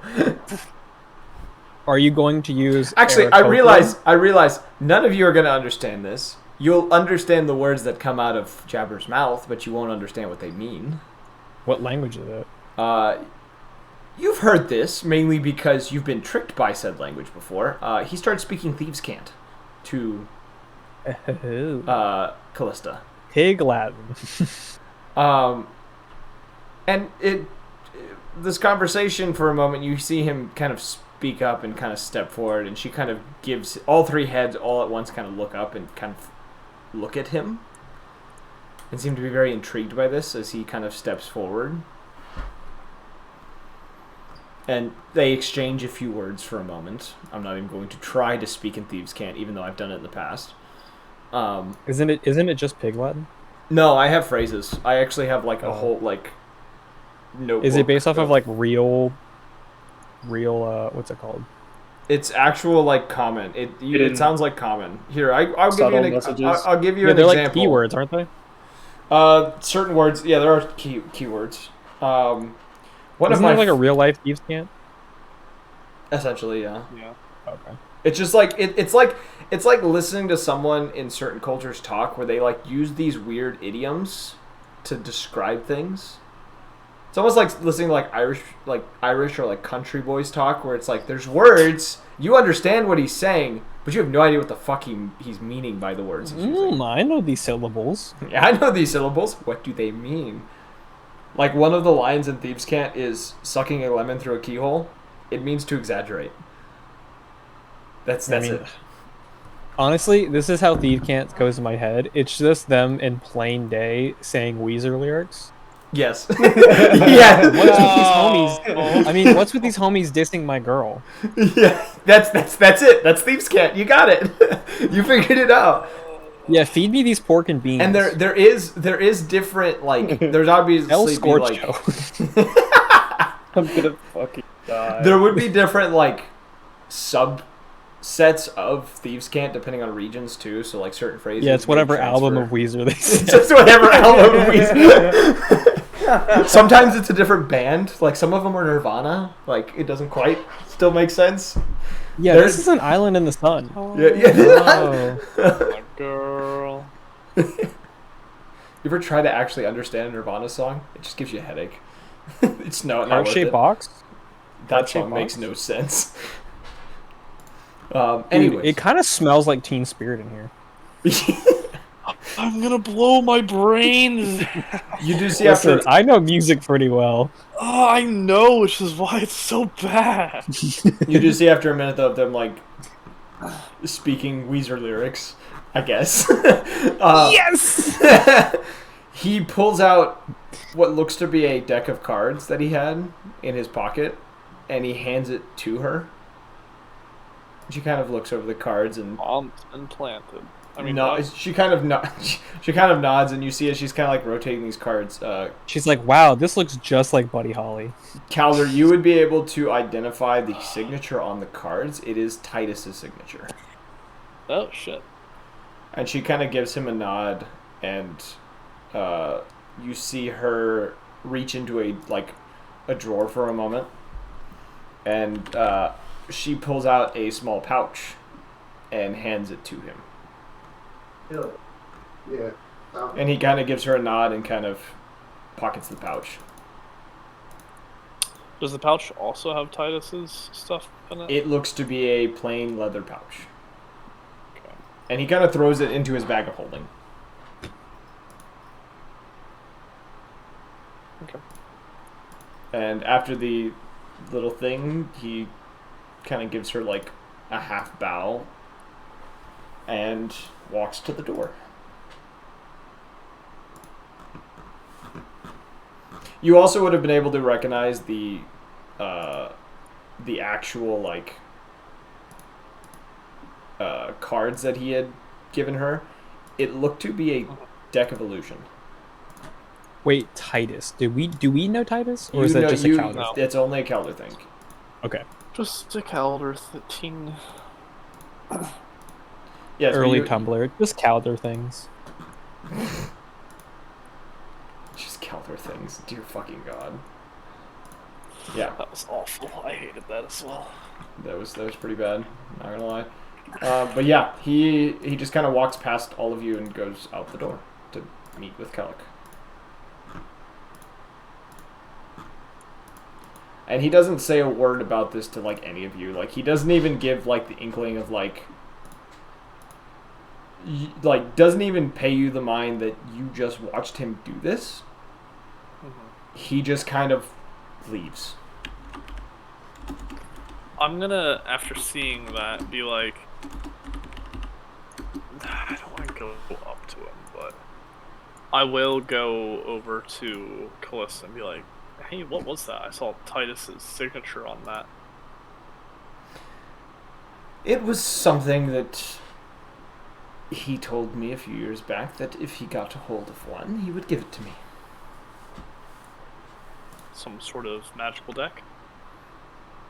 In a sense, yes. It's not extremely useful, but it's an interesting item to keep around. I see.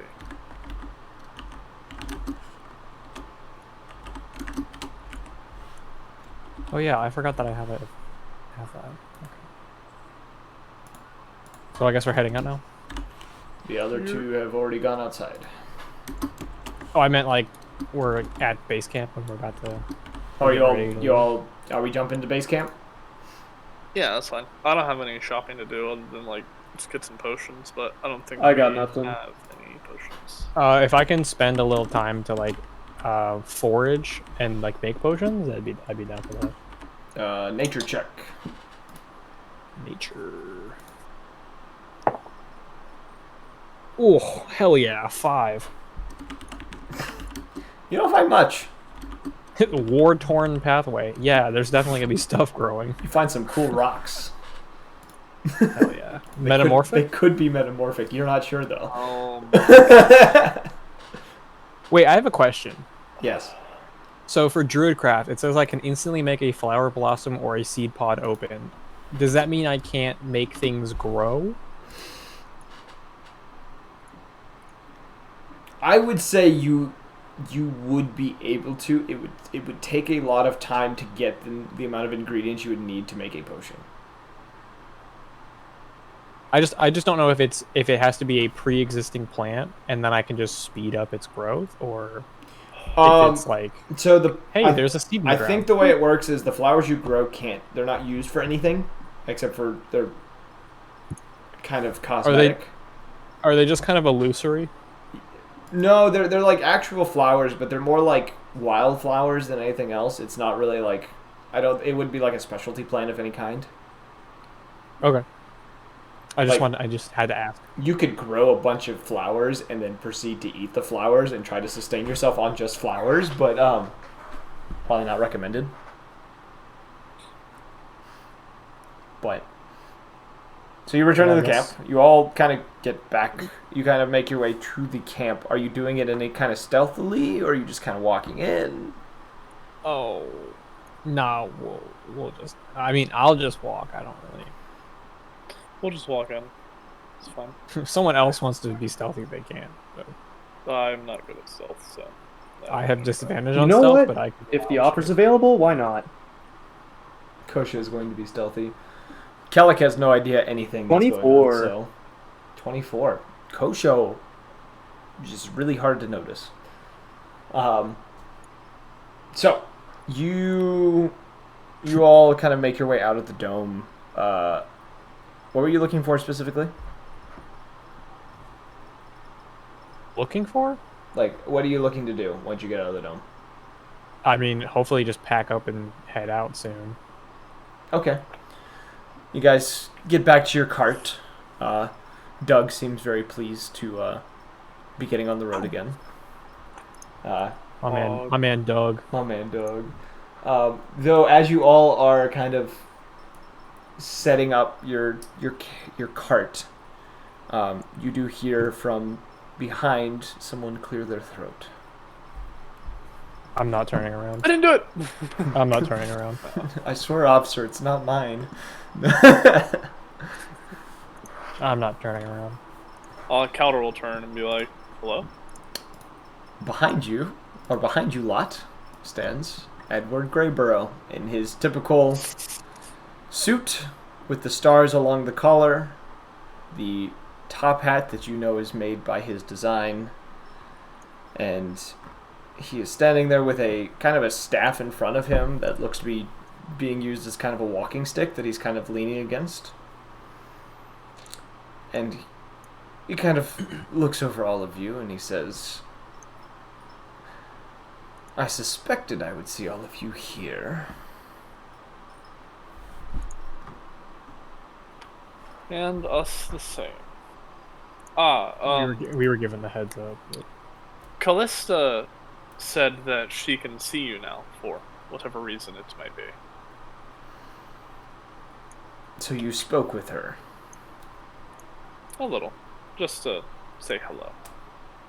Notice like you can tell he is irritated by this idea that you spoke to her before he could even get in. he's L ratio L bozo code based on what you can tell from his like kind of grimace that he has, things have not been going his way since the city was taken from him. He has been everything has been going south for him and he is not happy about it. How'd that happen? And he kind of just with this kind of irritated look, just says, like he pauses for a moment and just says, "And what is it you all are doing here?" The prince asked us to come investigate the dome. And then we also fought in a battle. Interesting. We're actually about to head out. To where, might I ask? Oh, None of your business. I honestly, I think I missed when she said what city we're going to. She just said location. Woodell? Woodell. That's right. She did say Woodell. I'm so tempted to lie to him. If you want to, roll a deception check. But the issue is, why do I want to lie to him? Is it worth it to lie to him? I'm not good at deception. This is not a charismatic character. I'm not either. If this was Dirk, I would do it. I'm not gonna. I don't think any of you are charismatic. The only charismatic person in the party is Jabbers. Yeah, Jabbers, you want to say anything? Jabbers just like, oh hell no. He kind of leans towards you, Kosho, and says, "What is it you want me to tell him?" Anything, literally anything. This is being whispered, I guess. All right, I will roll deception. I will bite the bullet and try to lie to him about us going to Woodell. Oh, No. That's a nat 1. Oh fuck! The irritation seems to increase, like the amount of it on his face, and you do notice that in his right hand, ever so slightly, there are a few sparks coming from his hand. If I notice that, I'll immediately prepare a dispel magic silently, and just say, I just want to apologize about the whole Greyborough City situation, but if you do need a hand getting to talk to Callista, we can go ahead and knock on the dome for you. She knows that we should be still over here. May think that we might not we might use the bathroom or something similar. Persuasion check. Can I? No, go ahead. Do You the can aid persuasion if you want to say something. You can. If you say something, Oh you can my aid him. fucking god, dude! No. Why do I have to persuade him Can to I- do this shit? Can I do Druidcraft to create a distraction? I would say you can try to. You can give Calder advantage by doing that, by trying to Yeah. Okay. subdue the I'll do that. situation Please. or diffuse the situation. No, that is a 16. I don't know what the hell the dice is doing. Is it giving you one number but showing you another? Literally, it's like pressed against the wall, showing like 16 and 8, like half and half. And of course, it's taking the fucking lowest number. Don't you have physical dice? I do, but the cat just sat in my lap. I can't get up. Oh You no! You want me to roll It's it? okay, instead? Evan. I'll drive over. Go ahead and roll. Actually, no, my card. So I am rolling for. Am I rolling the second one only? Persuasion, yeah. Yeah, roll the second one only. Oh boy. That's a 6. Bro, what? Give me a moment. Oh boy. I apologize. Bro, how the chilling. fuck are we so bad at this? Greyroll's definitely gonna mop the floor with us. You feel a hand get placed on your shoulder as you're saying this, and that roll became a 15 because of Jabbers giving you a bardic Oh, I thought you inspiration. said. Oh my god, I thought you fucking. No. I thought he Greybro was put his like, hands on me, and I was like, Grapple. No. Jabbers places a hand on Calder's shoulder and very quietly kind of whispers into his ear and kind of like helps him through the words that he needs to give him, essentially. It would be the same thing. You would say the same thing, but Jabbers would have helped you through it. And it seems the sparks seem to disappear. A little bit of the anger seems to fade. And he says, "No, I can take care of this myself." And you see as he kind of spins on his heels and begins marching straight towards the dome. You do also notice, though, now that you've seen him for the first time in forever, he does seem to have a slight limp in one leg. As if he was injured in something not too long ago. I'm so tempted to tell him, cast the strongest spell you have right at the dome. I'm not going to, but imagine. No, because we will have to persuade him again, and it will not work. Listen, one of these times we're gonna roll a nat 20 on something stupid that's gonna work. You hear, as he walks away from you, you hear both Jabbers and Kellic sigh in relief. Almost like in sync. And then I'll turn and immediately just be like, Jabbers, I'll let you do all the talking, now that you have that nice voice of yours. For the rest of us, let's walk a little faster before he comes out. I guess Do the audible gulp. I was thinking the Scooby-Doo, like, as they're trying to run. you see Kellic kind of quickly like get in the front seat.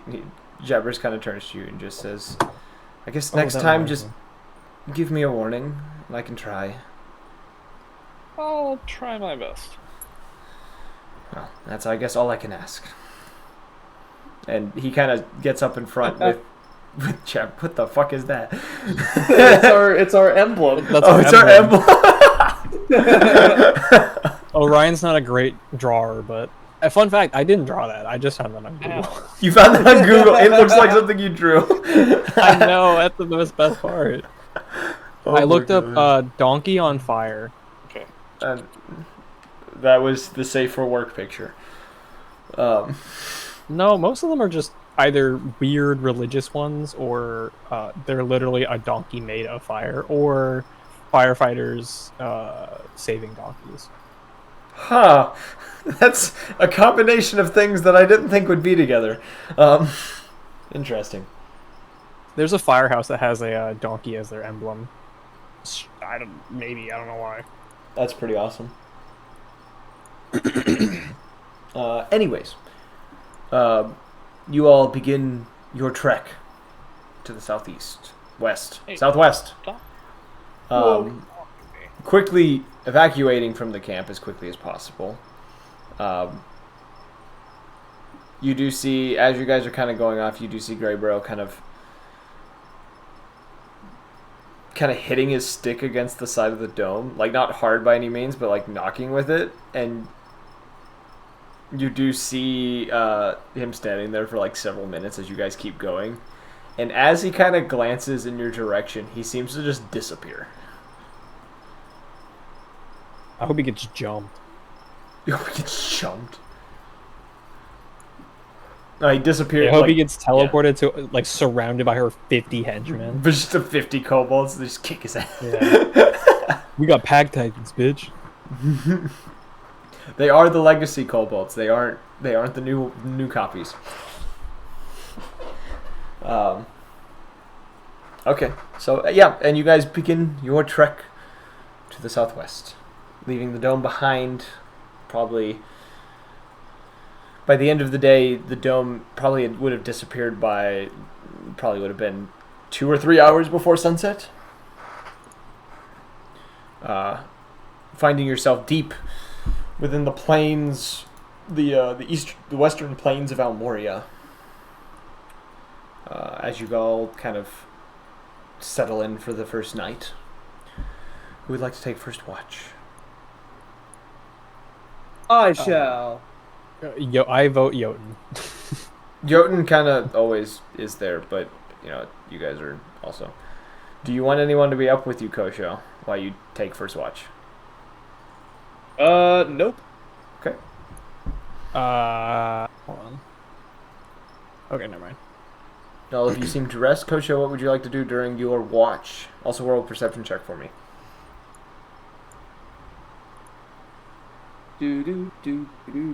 Freddy has been staring at me menacingly for the last hour. Oh yeah, I got a bearded dragon, by the way, and he's been staring at me for like an hour. Oh, my sister had one. He died Ow, Mrs. Claw my fucking neck open. Jeez. This is straight for the jugular. Honestly, she's like climbing. Oops, my claw slipped. Cuddle. Well, that's a cute though. You little sussy Fortnite imposter. Alright, I got an My cat does 18. that too. Stop climbing me, or else I will remove you. Hey Tyler, did you hear what I got? What'd you say? What'd you get? Number 18. 18. Number 15. All right, you are very watchful during your time. Nothing seems to pass as this is going on. Here. What do you wish? What are you wishing to do during your time as you keep watch? Or are you just kind of hanging out? Let's see. Hold on. But I will be reviewing my backstory, trying to figure out what this slithery little friend of mine, trying to figure out where he originated from within this. Roll a history check with disadvantage because this would be a deeper lore. Hear that shit. This is deeper lore. Yeah. Okay.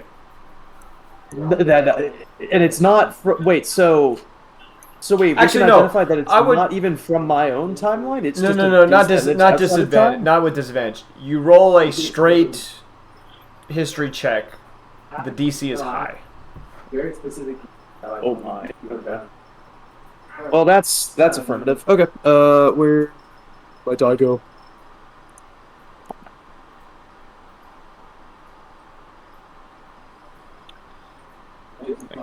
Damn it. Okay. No fucking. It's 16. A 16. The last.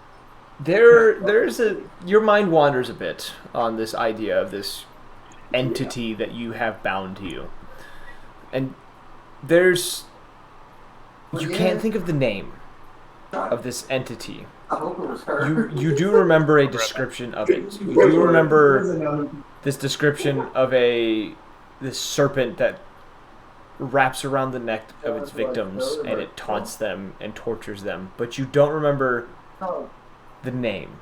And the name seems to be right now, at the moment, the key to knowing exactly what to do about this. But you do recognize this creature. You can technically. I don't think you can hear me. Like I just did the I description. can hear you. Okay, you heard me? Did you hear what I said? Yes. Okay. Okay. Though I will say, because of that roll, your DC will be lowered next time. Got them. Cool beans. Am I still able to try and contact Rothshire, or is that off the table? I could say you can do quick Skype Either call. or. I mean, unless there's more activities, I'd rather get those rather than just talking to Golden Girl. I would say the first half of probably like the first like hour and a half of your watch, which is about 4 hours, would have been contemplating this entity. Okay. Yeah, no, that's fine. I'm not going to talk to Rothshire. Okay. I'll talk to her next time. Even though it is required. What is it you'd wish to do? I guess... I'm back.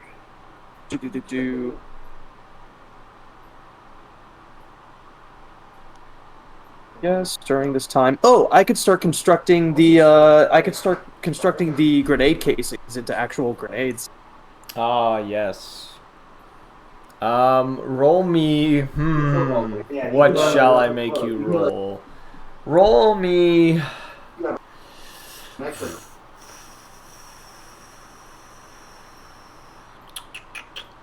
Either a nature or medicine check, because you are mixing compounds doing this. Okay. And the reason I'm saying nature is because you would know the nature of the compound versus knowing the medical uses, or not medical uses, but also like with the wisdom, you would understand how the compounds work. Okay. Let's see what we're going with. Yo, nat 20, let's go, baby. Nat 20. Must be nice. All right. He's taking your nat 20, so you gotta go fight him. Oh, I don't No, care. It was they're funnier. mine. It was funnier what happened to us. No, it was very funny. So you construct these casings, and it was. Remind me which casings they were. It was the circular ones, right? Specifically, The bomb yes, ones? specifically the. Well, okay, actually no, not the. I don't want to do the grenade ones. I want to do specifically the cylindrical ones, You are or the going smoke ones. Which is the smoke ones? Okay. Yes. small. So you would make how many of the casings did you buy? I would say you'd be able to make all of them into these smoke grenades. Damn. Okay. I had 15 cylindrical bomb casings, and I have 8. I have 8 of the tranquilizers, so I don't know how that translates over. So I you guess- would make the 15 cylindrical ones into smoke if you want to. Okay. Means. And I will say, put a note. So you have 15 of them. They work the same way as Fog Cloud, the spell. Okay. So if you want to look up the spell, you can just kind of make a note. It covers a 20-foot radius sphere around this First one I met in my device, essentially. Okay. And I will say it can be easily dispersed using wind. But that's, expected out of a smoke grenade. Right. So you have 15 smoke grenades that can cast the spell Smoke Cloud. Or Cool. Fog Cloud. Or Okay. whatever. Let's see. I have the 2 leaves for the reference for the tranquilizer recipe. I guess the only thing to do now is start applying effects to these cylinders. Could I try and transfuse one of the tranquilizer? Okay, so the tranquilizer that I have, is it a dart or is it an actual? It was a liquid. It's liquid. You had a bunch of I think it was 3 vials, I want to say. Was it 3 vials? Right, I it was have 6. specifically here that within the box that I was handed, it was 8. It was 8. Okay, yeah. You can So 8 vials. roll a medicine or a nature check again to try to infuse these tranquilizers into the smoke. Okay. Cool beans. Ah, shit. Okay. I have a 21. 21. All right. Make a note.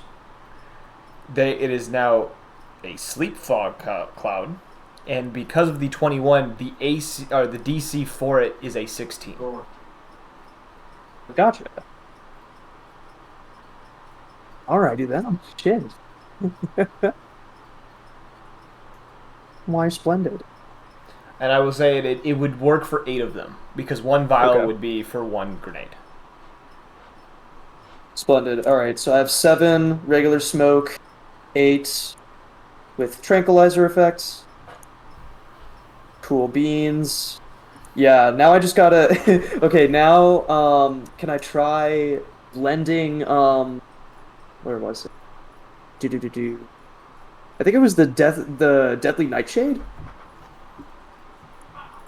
I would say by this point in the night, Or is it already I would is it say it's already getting too late? close. Making the 15 in itself is a huge feat, I think, including Got you. imbuing 8 of them with tranquilizer. It would have Fair taken you enough. several hours to get to this point. And it would be reaching the end of your watch. You can continue, but you do risk exhaustion. And you would know this. Yeah, let's roll for exhaustion. Okay, roll a con Let's save. do it. Let's do it. Do I have? Yeah, I have a sleeve. Okay. All right, boys. Here's goes. Damn it! I got a 12. You have 1 point of exhaustion. I got Well, it wrong. Calder okay. wakes up and just notices the fucking exhaustion lines. He just goes, L. Immediately just recognizing it, just like, I've been there. Yes. Tinkering through the night. Thank you for, I guess, coming to bearings and joining me for the rest of this. Yeah. Alright. What were you working on? I have a few, well, Yeah, you speak amongst canisters. yourself. I'll be right back. I have a few canisters that I acquired from the armory back at...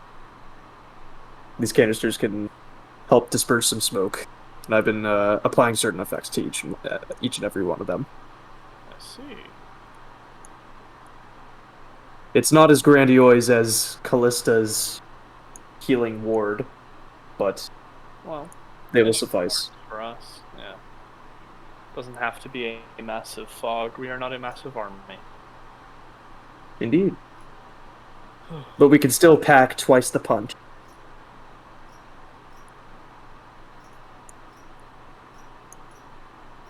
Hell At yeah, this we can. point, let's see, is Yotan up at this point? Or is he Yeah, just... he would be. Well, I was just gonna say my turn was when everyone was waking up. Splendid.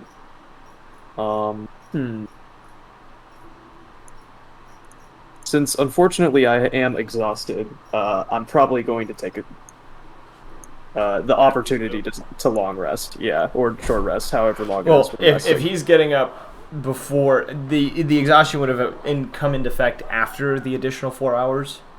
Okay. So if you're going to rest upon him getting up as you begin to feel this stupor and this kind of like tired sense, you don't have like the roll wouldn't have meant anything. Oh, splendid. Okay. Well, yeah, I got nothing. Well, sure. I'll be on the watch as well with Calder then. Okay, so you two stay awake. So Yes. you have your point of exhaustion. Roll perception for me, Calder, and you can as well, Kosho, with disadvantage. Here's my perception roll. Bro, I'm rolling with real dice. That was a 19, and it just fucking rolled over on its own. Hold on. This is bullshit. I'm tired of this. Tired of this bullshit. Fucking This done. bullshit. I'm I sick. did not hit her. I did not. Oh, hi, Mark. Oh, hi, Mark. I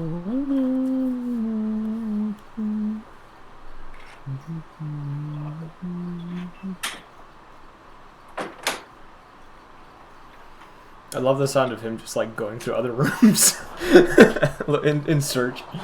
Him throwing his cat across the room. Sporky, get out of here. That's you just hear, get the fuck out of my way. Dunk. Say hi on the mic. Nope, just jingle. She does not make that many noises unless I'm not petting her. Then she screams. Not like my fucking cat, who's loud as Oh my shit. god. These are not snacks, buddy. These are my dice. She's like, Oh, my cat loves my dice. They look so scrumptious. snacky. I had my cat roll for me once. Bro, Hey, don't knock it off the table. if I didn't know any better, I'd eat What my did you fucking roll, D&D Stinker? dice too. Yeah, they do look pretty It scrumptious. What did you looks roll? like candy. Stop! No. The cat rolled a 2. I'm not taking that. Yo, your cat Oh, should she join fucking us and sucks. play Tabaxi. That can't God, speak. I rolled a 9. A 9. Perception 9. Okay. So as you are kind of settled in kind of like the dome, because I assume you've made the dome, you're distracted by... The canisters. No. You are interested in those, but you are distracted by the very quiet whimpering that comes from Jabbers off on the side, who seems to be having nightmares of the fight. And next to him, you see a very content Kellic laying on his back, mouth wide open and tongue hanging off to the side. Damn, bro. He's off to goop. And he is drooling quite a bit. Is he Oh ODing? my god, he off to goop as hell. He's not ODing. The drug, you know, the drug he Ow. takes, he can't OD. Right. Why? You know the drug that he takes, it slows the body down when you OD. It's a downer. Buddy, I love you. But holy shit, do not climb me and claw your way up my asshole. Is he a butt monkey? God. Nice. She is a little pussy. Where's your toy? You're my toy, bitch. Honestly, That's exactly how the cat sounds. what are you talking about? You're right here. But yes, you are distracted by the whimpering of Jabbers and the very content sleeping and drooling of Kellic. Okay.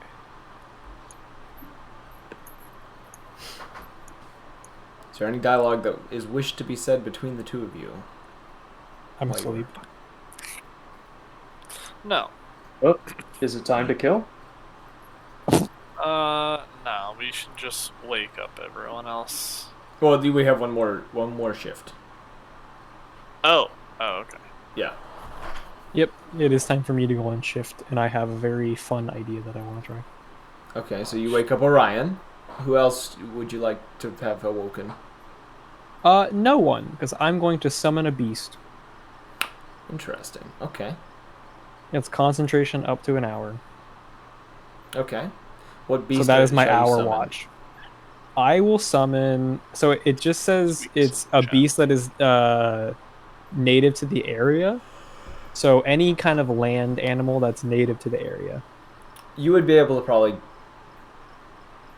You know what? If it's probably the DM's choice too, you'd probably do it. It says it can be my choice, but Can be. I don't know what animals are in the. I would area. say you would probably summon like a coyote or something. That's fine. It has dark vision up to 60 feet and passive perception of 12. So Yes. So yes, you have a coyote that is patrolling around outside of the camp,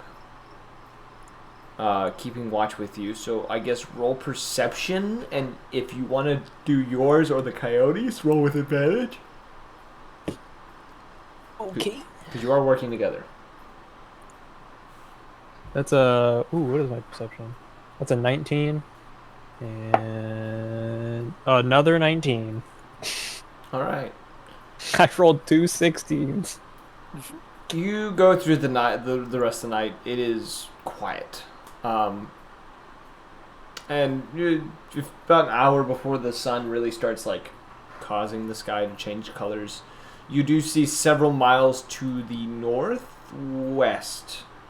There does seem to be the occasional flash of light. You're not sure if it is lightning or something else, but you don't hear anything. Best part, Druidcraft. I can predict the weather that will be in my location at the next 24 hours. Is it supposed to be thunderstorms? You do not detect a thunderstorm. Ooh. I will take note of that.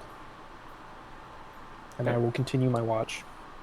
Does it look like it's far in the distance? Or It is is close? several miles. Like, you barely see this. Oh, can I actually roll a history or arcana check for it? Sure. I wonder if it's like the bolt of lightning when I got my brand, like that thunderstorm. That's specifically what I'm thinking of. That's a 13? Yeah, 13. It doesn't feel like anything like that. And kind of like evaluating it, you're not sure if it even is lightning. You can't tell. All right. So that is my watch, I guess. So you go through the rest of the night. The sun beginning to rise. The dome popping around you all. As the dome kind of like makes its normal pop noise, you hear Kellic produce a very loud snort, smack his lips a little bit, kind of rub his eyes. A good portion of like the right side of his face is just covered in drool. And just hand him a cloth. Yeah, he just kind of like sits up and he like touches his face. He's like, I imagine like whatever side he was sleeping on is like slicked up straight because he was sleeping on it. So his fur is like that's the way it is. It's just slimed and just pushed in one direction.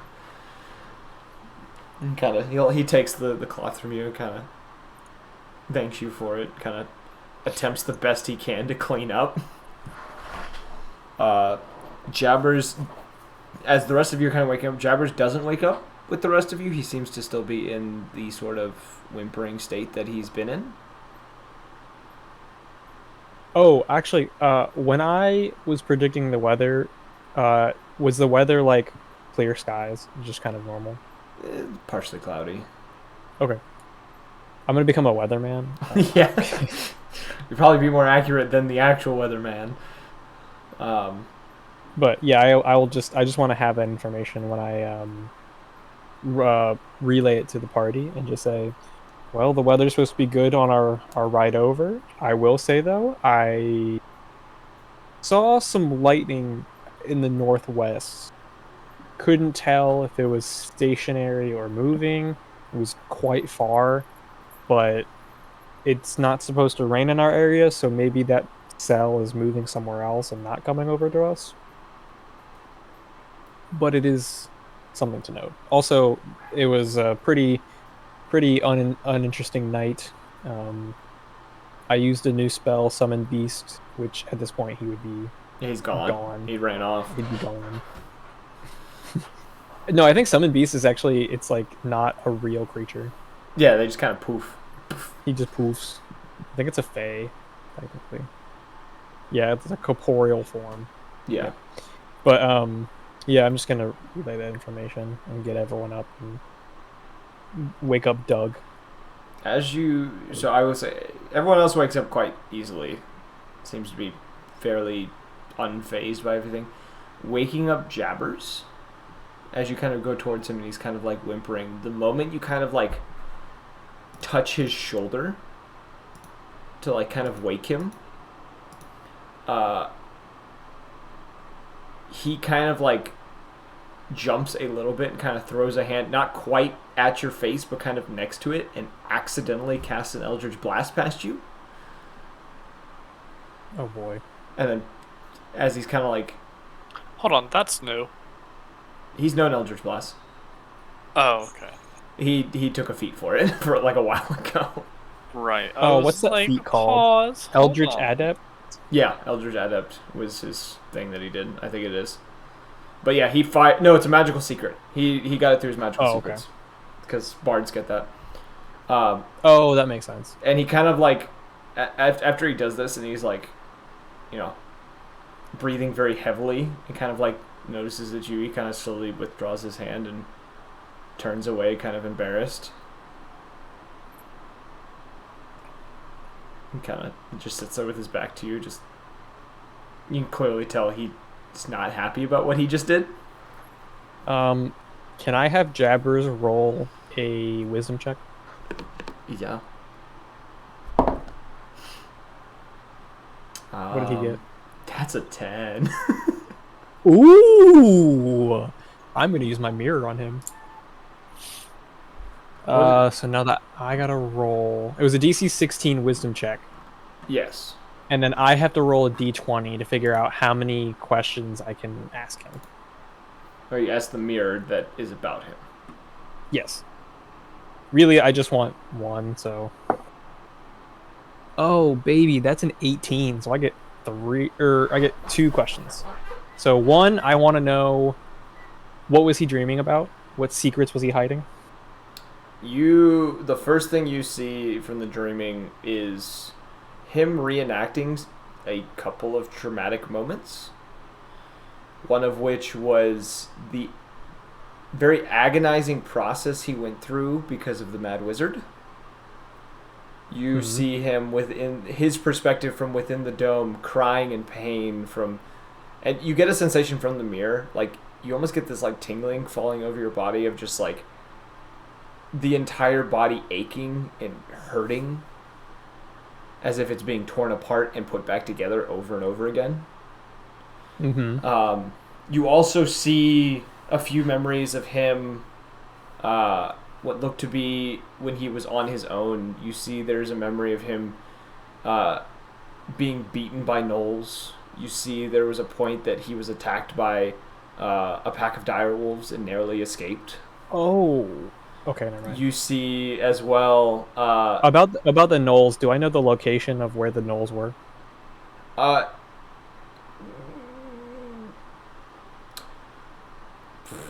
Because the last time we ran into gnolls... you can clearly tell it's in the mountains. You can't tell if it is that valley.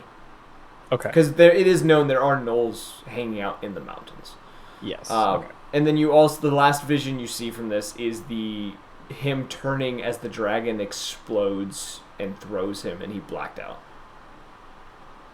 Okay. So that was the one question? Yes, that was your first. Okay.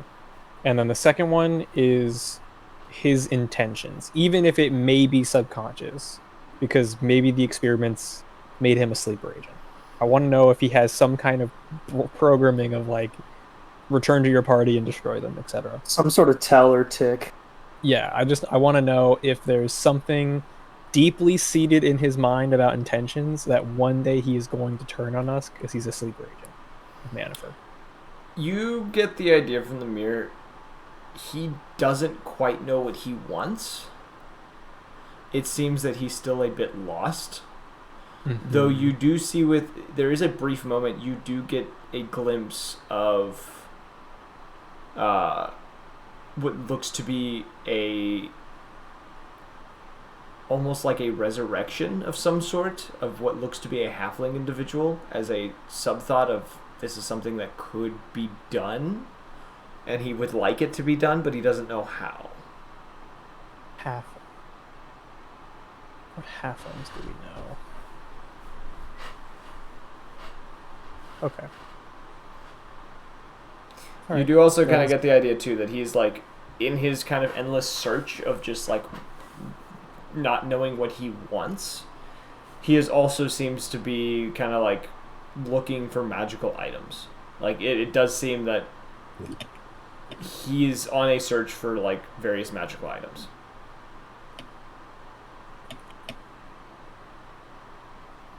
I will also note as well within the vision you do notice a rune appear that you get from the mirror.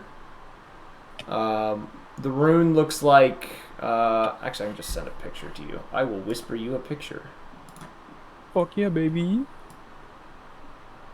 By the way, this is my drawing. I drew this.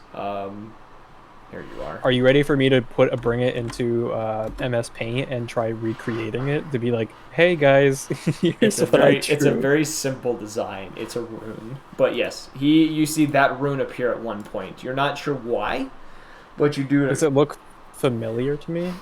It Because I know reminds. I know runes. Like I know. It I know reminds giant you. runes. It seems to have a very similar origin to the one that you saw Calder has, because he's shown you all by this point. Okay.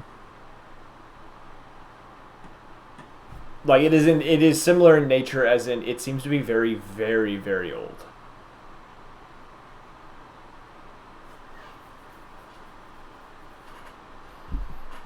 I'm just trying to write all this down. Yeah. But you see he's kind of just like sitting there with his back to you, kind of embarrassed. He's kind of like holding his knees a little bit. You get the sensation that he wants to say he's sorry, but at the same time he's too embarrassed to say anything to you or even look in your direction. Oh boy, do I wanna? Okay, I'm gonna try to console him and just be like, hey buddy, it's okay. Like, I know you've been through a lot. Kind of gives you a nod. Seems to be rocking ever so slightly. If there's anything on your mind, feel free to tell us. And kind of pauses and slowly kind of glances towards you. Just says, I'll keep that in mind. I hope you do. Gives you a nod and slowly kind of gets to his feet.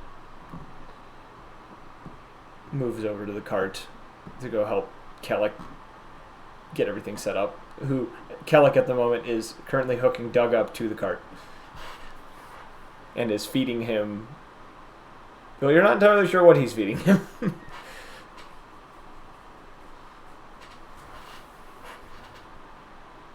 You just see that whatever he's feeding him, it seems to be something like wrapped up in like some sort of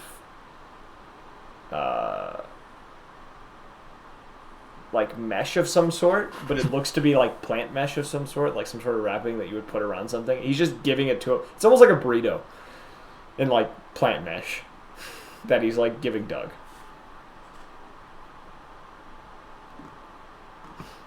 But I don't need. I'm trying to recreate the rune in MS Paint, and then I'm gonna send it to Casters. I rolled a performance check and I got a 14, so it's gonna be a decent drawing. it's going to be legible. Exactly. Okay. What are the rest of you doing while this is occurring? I'm just helping make food, make the rations for tomorrow or for the morning. Okay. Kosher.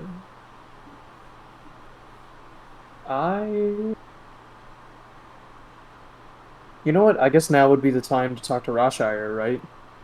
You probably do it now. Okay. You'd have a good. I Like, shall go 30 and minutes to an meditate. hour. Okay. Roll Yeah. me We'll straight make it wisdom. quick. Okay. What are you looking at over there, Freddy?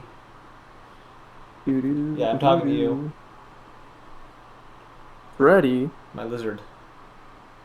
the Freddy the dragon, the one in the chat. Hold on.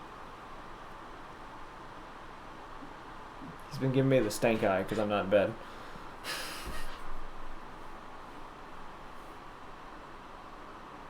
I got a 12. A 12. Alright. Do I need to roll as well? No, it's just him. It takes you a little bit to kind of make this connection. You're not quite able to get to the mental space that you normally get to, though you do hear her kind of very, very gently. Like, it's not like super strong connection you have at the moment, but you do hear her pretty much asking, what is it you need? And it's not supposed to be like, what do you want? It's like actually like empathetic and kind of compassionate. Like, asking you, like, is there something you need, child? Need assistance with dealing with an entity beyond our understanding. Yes, I know of this entity, but I don't know what it is. I've been consoling with the others, and none of them have seen such a thing in creation before.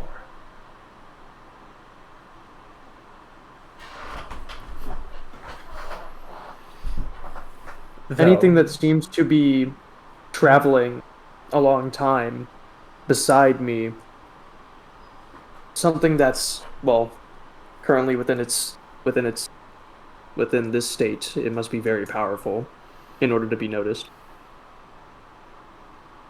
To be honest, it was actually hidden from me for some time, or at least its true nature was hidden from me.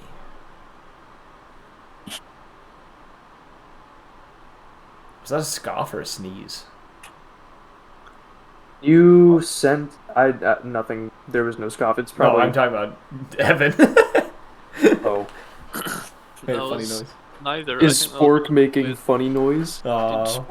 Sporky has allergies, so Oh. she gets a little raspy.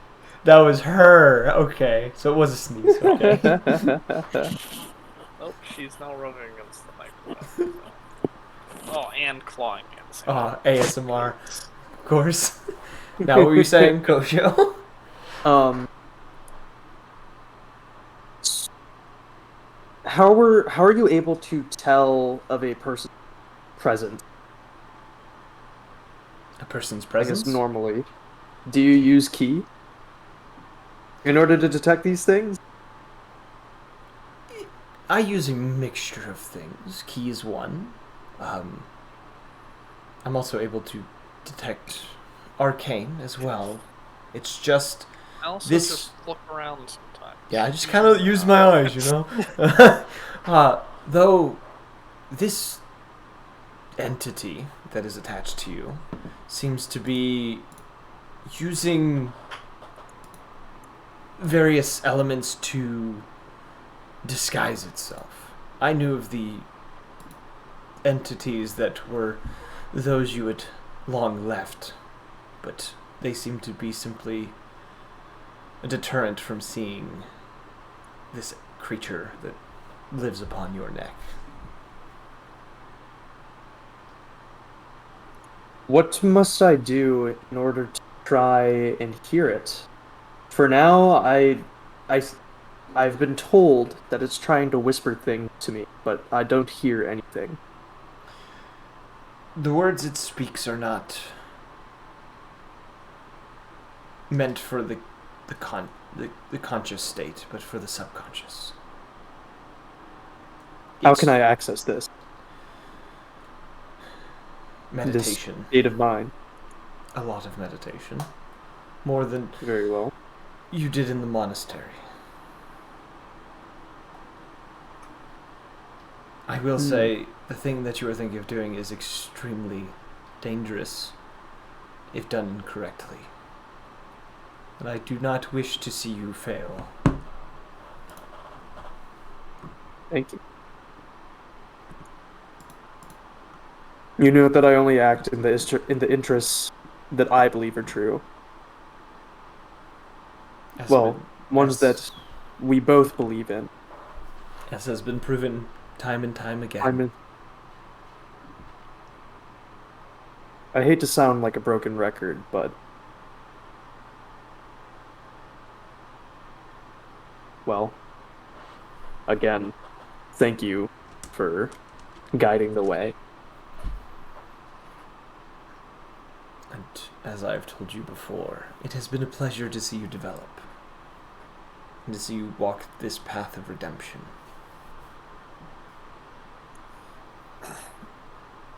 I only say to tread carefully from here on out, as the true intentions of this entity have been a bit more revealed. though a time coming soon, I foresee us being able to possibly rid you of this entity, or at least confront. I just need more time.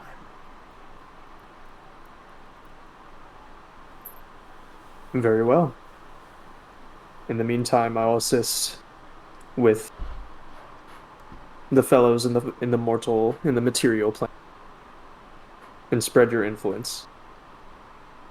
You're very kind.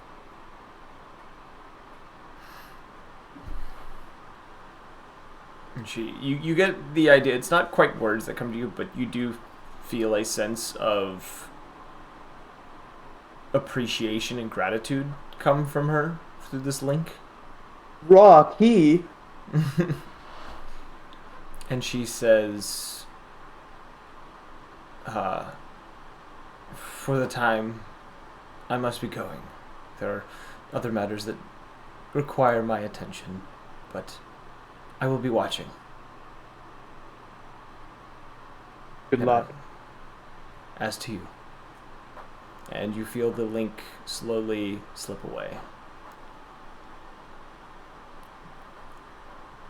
Voila. Okay then. And kind of at this moment, as you kind of like open your eyes, you do see the rest of the party's in the cart. You see Kellic kind of waving his hand at you, kind of like calling you over. I know what I must do then. And I'll head on over to them. All right. You all climb into your cart, getting all comfortable. Kellic sitting in the front. You do see Jabber's kind of position. He kind of positions himself kind of like to a corner of the front of the cart where he can kind of lean up, and he kind of just stares off into the middle distance. What are the rest of you doing on the cart as you guys progress? I'm gonna keep a lookout to the northwest to see if anything's approaching. Perception check. Oh boy. But I have one of you watch over me while I meditate. That's a Yeah, I can watch. 13. Thank 13. I Okay. feel like it would cause me some in case something were to go wrong. Roll a wisdom check again. Actually, let's do a wisdom saving throw for this, because yes, wisdom saving throw is more appropriate. Yeah, baby. I will say for Orion, you don't really see anything off in that direction. You also, on this day, the sky is clear. There's not a cloud in the sky, and you can see for miles on this plains. Though you don't notice anything out of the ordinary. Now, what does that roll, Kosho? 14. A 14. All right. You focusing on this entity. Kind of. Where are you positioned on the cart? Actually, I need to ask that first. Where are you positioning yourself on the cart? I would assume, I guess in one of the, like back ends closest to one of the exits. Technically, all the sides are exits, but you're talking like Well, specifically where there isn't like That anything corner, blocking one of the you. corners. Yes. Okay. Okay. You are sitting there kind of meditating on this, trying to like focus on this entity, focus on its thoughts, its desires, various other things that, possibly could make it easier to link you to this entity. And as you are like focusing on this entity, there's a weird sensation that kind of falls over you while you're doing this, and you would associate this with the kind of almost disembodied feeling of like meditating, but there's also something very off about it.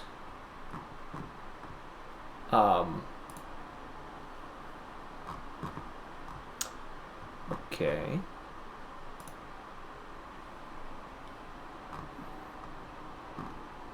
and you find yourself, as your eyes open, you find yourself slamming a hand into Calder's chest and inflicting 16 points of damage. My. 10 of I which is didn't even have to bludgeoning. roll. Yeah, 10 of which I rolled for you. Ah. 10 of which was bludgeoning and was. Oh wait, sorry, that was wrong. Let me re-roll. It wasn't 16 points. It was 23 points of damage. My apologies. You critted, by the way. You rolled a natural 20. That's what happens when I get a hold of it. So, Calder, you took 23 points of damage because I know you're not resistant to necrotic. 23. 23 points of damage. He's dead. I'm half. As you, Well then. as this kind of happens and you kind of like find yourself, for one, you hear Jabbers jump and like fall over the side of the cart before kind of catching himself with his wings. You hear Kellic kind of turn his head back and like ears perked up, kind of curious of what's going on. And you also, I don't know if Orion, how would Orion react to the sudden smack from behind that was inflicted on Keller? I'd probably just whip my head around to see what was going on, what hit him. And you see that like he's kind of sitting there, like Kosho's sitting there, palm open, and you see Calder, like the impact zone on his chest. You see the skin is kind of like blackened a little bit, and is like clearly hit with some sort of necrotic energy, which you have seen Kosho produce. And Jabbers kind of lands outside the cart after catching himself and kind of like scurries back into the cart and places a hand on Calder and is going to cast a Cure Wounds and is going to heal you for 22 points of health. 22. Yes. And as he kind of like does this, he kind of looks towards you, Kosho, a little confused, and there's a hint of fear, ever so slightly, and it may not be of you specifically, but it was of what happened. But he doesn't seem to say anything to you as he's healing Calder.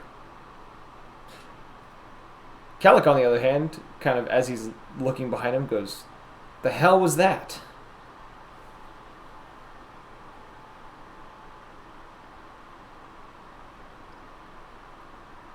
Am I unconscious for this moment, or No, am I fully you aware? are fully aware again. You are Okay, unconscious all the way up to the point of impact. You witnessed yourself hit Calder. You had no control over it in the moment. The moment that you Okay. hit, though, you regained control. Okay. I'd immediately, I guess, just fuck. Trying to get body motions down right I would immediately fuck. now. I'd immediately raise my hands, say, "I don't know what just happened.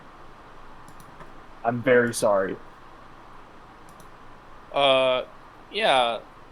Oh, that's fine. What the fuck happened? There's something attached to me that I can't see. Uh-huh. I tried to think of it in order to try and, I guess, talk to it or appease it or somehow humble it, and well, I see it. So it's like a leech almost.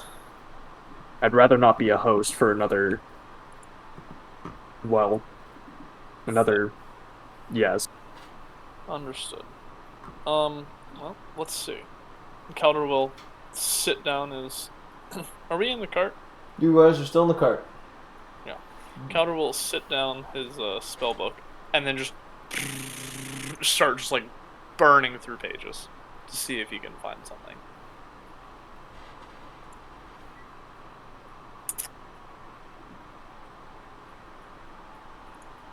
That's it.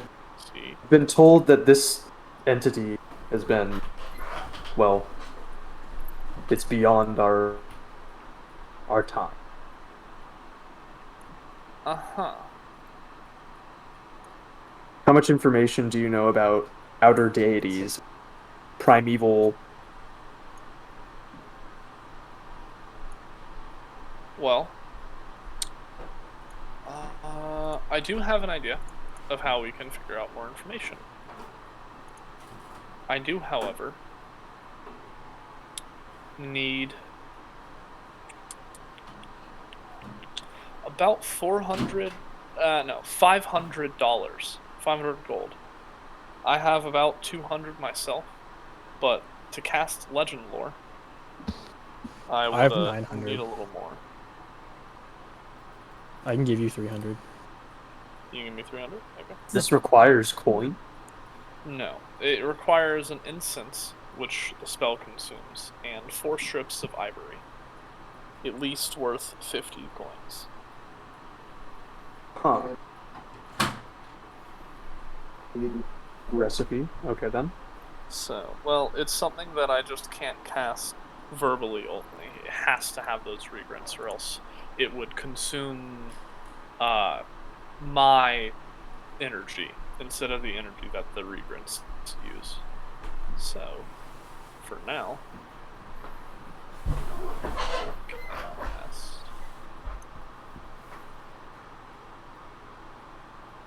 here we are. True Seeing. 6th level divination spell Yes. that does not have any regrants that cost anything over 50. So I'm guessing you'll allow me to cast this without the regrants. You probably would have had some on you, I would say, from Zeldrif, because you were casting a lot of spells around him and he did give you a lot of components. Right, yeah. So you would have a little bit, I would say. Okay. Just to save the headache of being like, oh, you don't have what you need, man. You keep the key. I will. I'm not creating a regrants list. That would be a fucking hassle for the both of us. Yeah, I've done it. I did it for the powder, saffron, fat, and ointment for eyes. That's a little bit more than 25 gold. Like, what the fuck? You know, I have one for the Blackwater campaign. Well, yeah, but you have regrants, so. Yeah. But I'm forcing him to give them to me. nonetheless, I will ritual cast True Seeing and give a willing creature the ability to see things for what they actually are. For the duration, which is an hour, the creature has true sight, notices secret doors hidden by magic, and can see into the ethereal plane, all out to a range of 120 feet. So, I'm going to cast it on Kosho and just be like, this might be a little weird and nauseating for the first few seconds. You have an hour to see if you can figure out anything that's wrong with you. He has seen the creature. I don't think he would know this, but he could tell you this. He has seen it before. Okay. But I'll cast the True Seeing. It takes 10 minutes, and I'll touch him. Does this give me true hearing as well? just sight.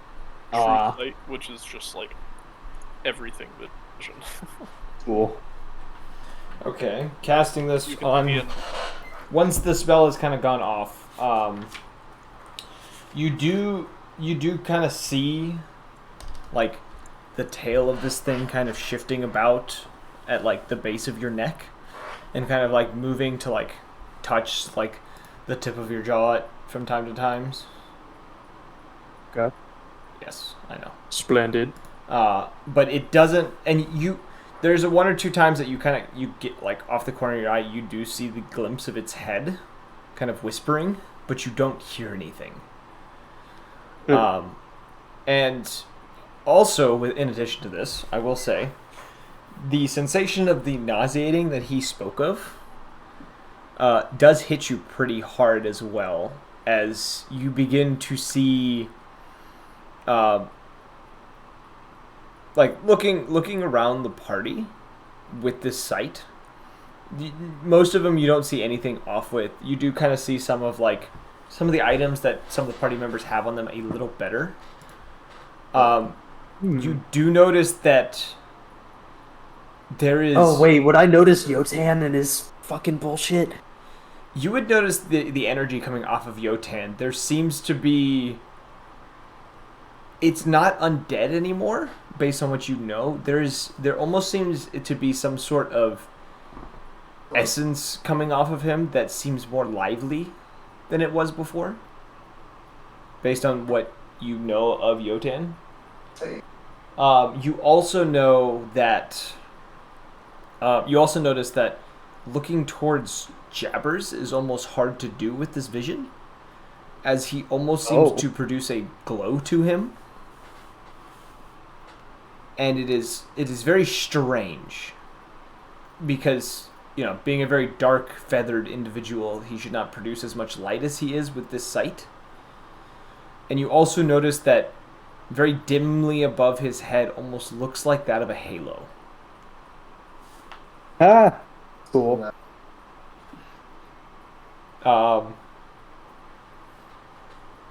But and kind of looking around like the plains around you, you see odd creatures floating through the air, like these Is odd. is this like a divine thing? So true sight allows you to see into the ethereal plane.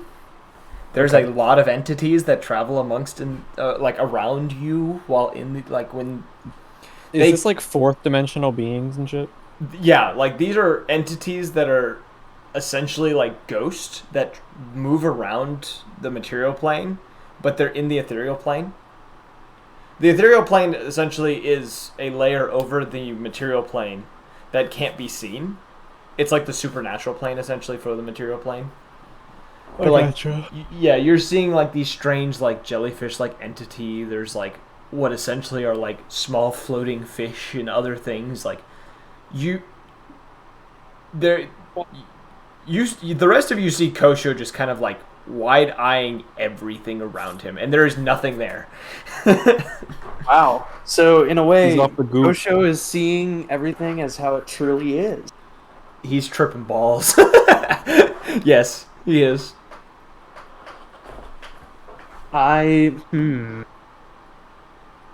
This moment for Kosho being able to see so many different types of things, I don't know if it would scare him or humble him as to know what there truly is out there. I would say it would be a mix. I think I think it would be the sensation of you realize how small and insignificant you are. That kind of sensation, where there's so much more out there that you just feel you are but a speck amongst the universe type deal. All that we have is each other. There's a word for that. Is there? Yeah, it's a word when you have this profound realization that every single living thing has a very separate life and experience and all that stuff, and I forget what it's called. Epiphany. No, I'm just kidding. It's basically an epiphany. Yeah, it's like an epiphany. It's for Kosho, it definitely is. But yeah, for the next hour, Kosho is tripping balls. I'll just like after seeing him for like a few minutes, I'll like look down at my book, relax a little bit, and then just be It's like, called Sonder. "All There you go. right, you good over there?" I can see it. I can see everything. I can see everything. Everything in its beautiful entirety. He's seeing the source code. God damn it! I already used my mirror today. Fuck. I was gonna use my mirror again, but I can't use it. It's a very powerful item. That's why it has one use. It's fucking great, man. I am actually super happy to give you that item because it allows me to do more deep It's lore. so useful. Yeah, it's so useful. All right, so the rest of you guys travel through the rest of this day. Oh, I actually do have a question. Yes. Do I have proficiency with my rifle yet? I would say not quite. Okay. I will say, as you guys come to the end of this day, the sun is setting, kind of getting yourselves comfortable for the night. Kellic offers to take first watch, as he usually doesn't, but he feels obliged to this time. Does anyone want to stay up with Kellic? I'll do second watch. Okay. Yeah, I'll do the next. Yeah, no one has to stay up with Kellic. He's just like, he's saying he'll take first watch if anyone wants to join him, by all means. Ryan, you can do it. I'm doing second watch. Oh, you're doing second? Okay. Again, Middle of the night. Yotan can join. Join Kelly. Yotan can just be full-time watch because that man doesn't need to sleep. That would absolutely work. All right. So the first watch passes by. None of you seem to be woken by any alarming situations or anything. The watch ends, and Orion, you find yourself being kind of gently shook awake. Kind of like you feel Kellic's hand on your shoulder, kind of like gently pushing you back and forth, and just kind of going, psst, psst. Oh boy. Yep. Time for watch.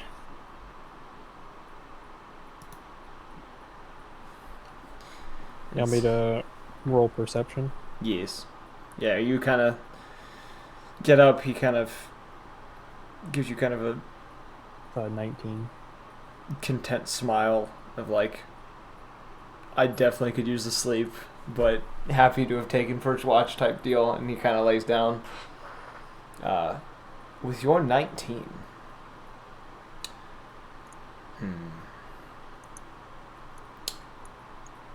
Your night relatively quiet. Kind of keeping your attention kind of the northwest as you had done before. You do see the flashing again, but it is more northern now. This time you can kind of identify it is not lightning you're seeing, but seems to be something else. You just can't hear it based on this distance. And as the night kind of goes on, you begin to also hear rumbling towards the direction of Woodell. A thunderous kind of distant, yeah, a distant roaring of thunder as lightning flashes to where you would believe to be the town of Woodell. It seems there's a storm. A druidcraft predict the weather again, I guess. Where you are currently at, it is not supposed to rain or storm.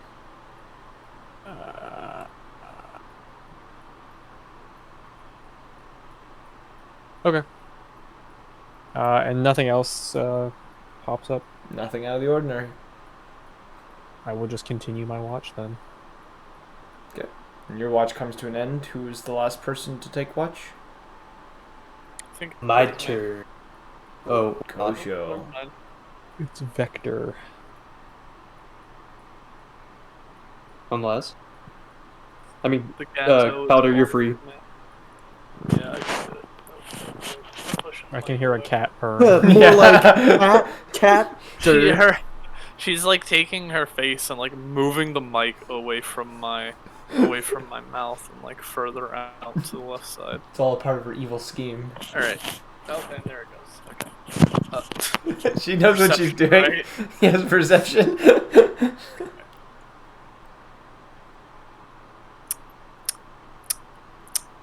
Not good. Crit fail. Crit fail. All right. Yeah. You're a little tired. You're not really paying too much attention. And,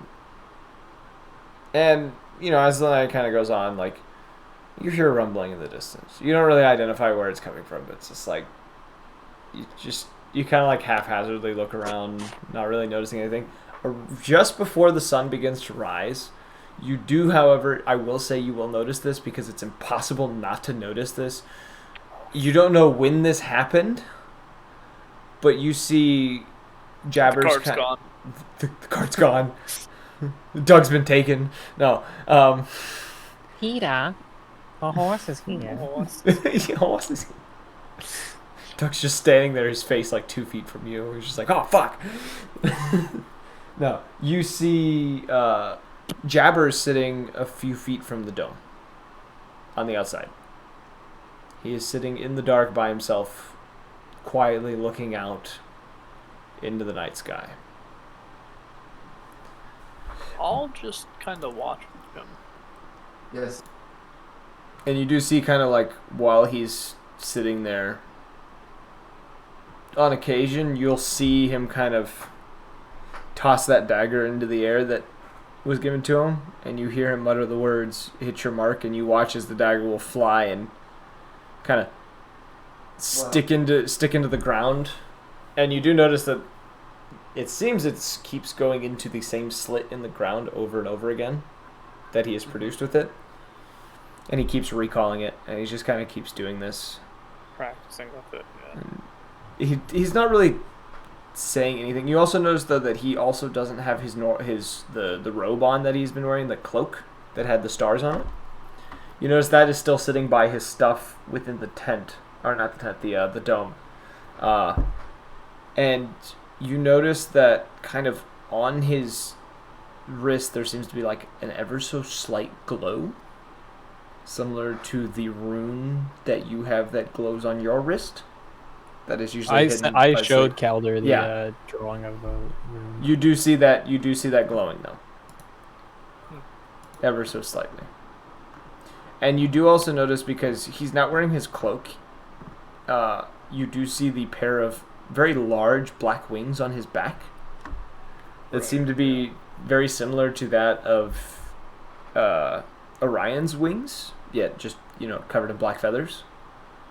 I thought kangaroos didn't have wings. He is special because of what happened. They also can't speak. He has. Well, I thought you said he overcame the Kenku curse. That was because of the Mad Wizard. He was. There's lore behind it. You guys haven't fully found. I think Calder knows some, or most. I guess I would know now because of the mirror. Yeah, you would have an idea because of the mirror. You would have seen that he had developed beyond what he normally had. I will also say, you do notice near his pack, you do see that golden loot sitting next to it as well. The one that he just kind of had, and you don't know where he got it. And you do also, it kind of draws your mind to Georgia, the golden viol that Kellic has, that you don't know the story on how he got that either. Right. But He's about to spin up some jams. other than that, the rest of the night goes on. The dome pops. That's how it dispels. Whenever it runs out of time, it just kind of. And every time it does it, it seems to be the same thing with Kellic every time. He kind of lets out a snort, kind of mutters under his breath, smacks his lips. He doesn't have as much drool in him this morning, as he slept a little differently. But he is smacking his lips as they are a bit dry. Kind of gets up to go and that sound, wonderful sound. Go to prepare Doug for the day.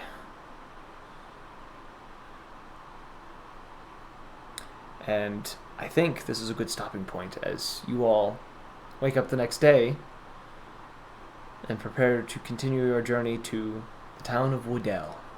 Yeah. What the fuck? Cut out. That had to have been on purpose. Did he just into oblivion? Yeah. He messaged. Yeah, boy, it's dead. Yeah, boy. He got smited. He got smited. The snake got him. Anyways, on that note, I didn't realize he left until I glanced over. We hope you guys enjoyed. If you did, and you want to catch us in the next one, follow the Discord, or join the Discord, where we do notifications and sometimes talk to people within the community, if there are people in the community. Sad face. And follow the Twitter, where we try to keep everyone up to date exactly when we are streaming, usually telling you the day of that, hey, we are having a stream today. We will be changing our schedule on that thought. I think 2 weeks from now, it'll be Tuesdays again for this campaign. I think we're going to go back to the Tuesday-Thursday schedule for all stuff.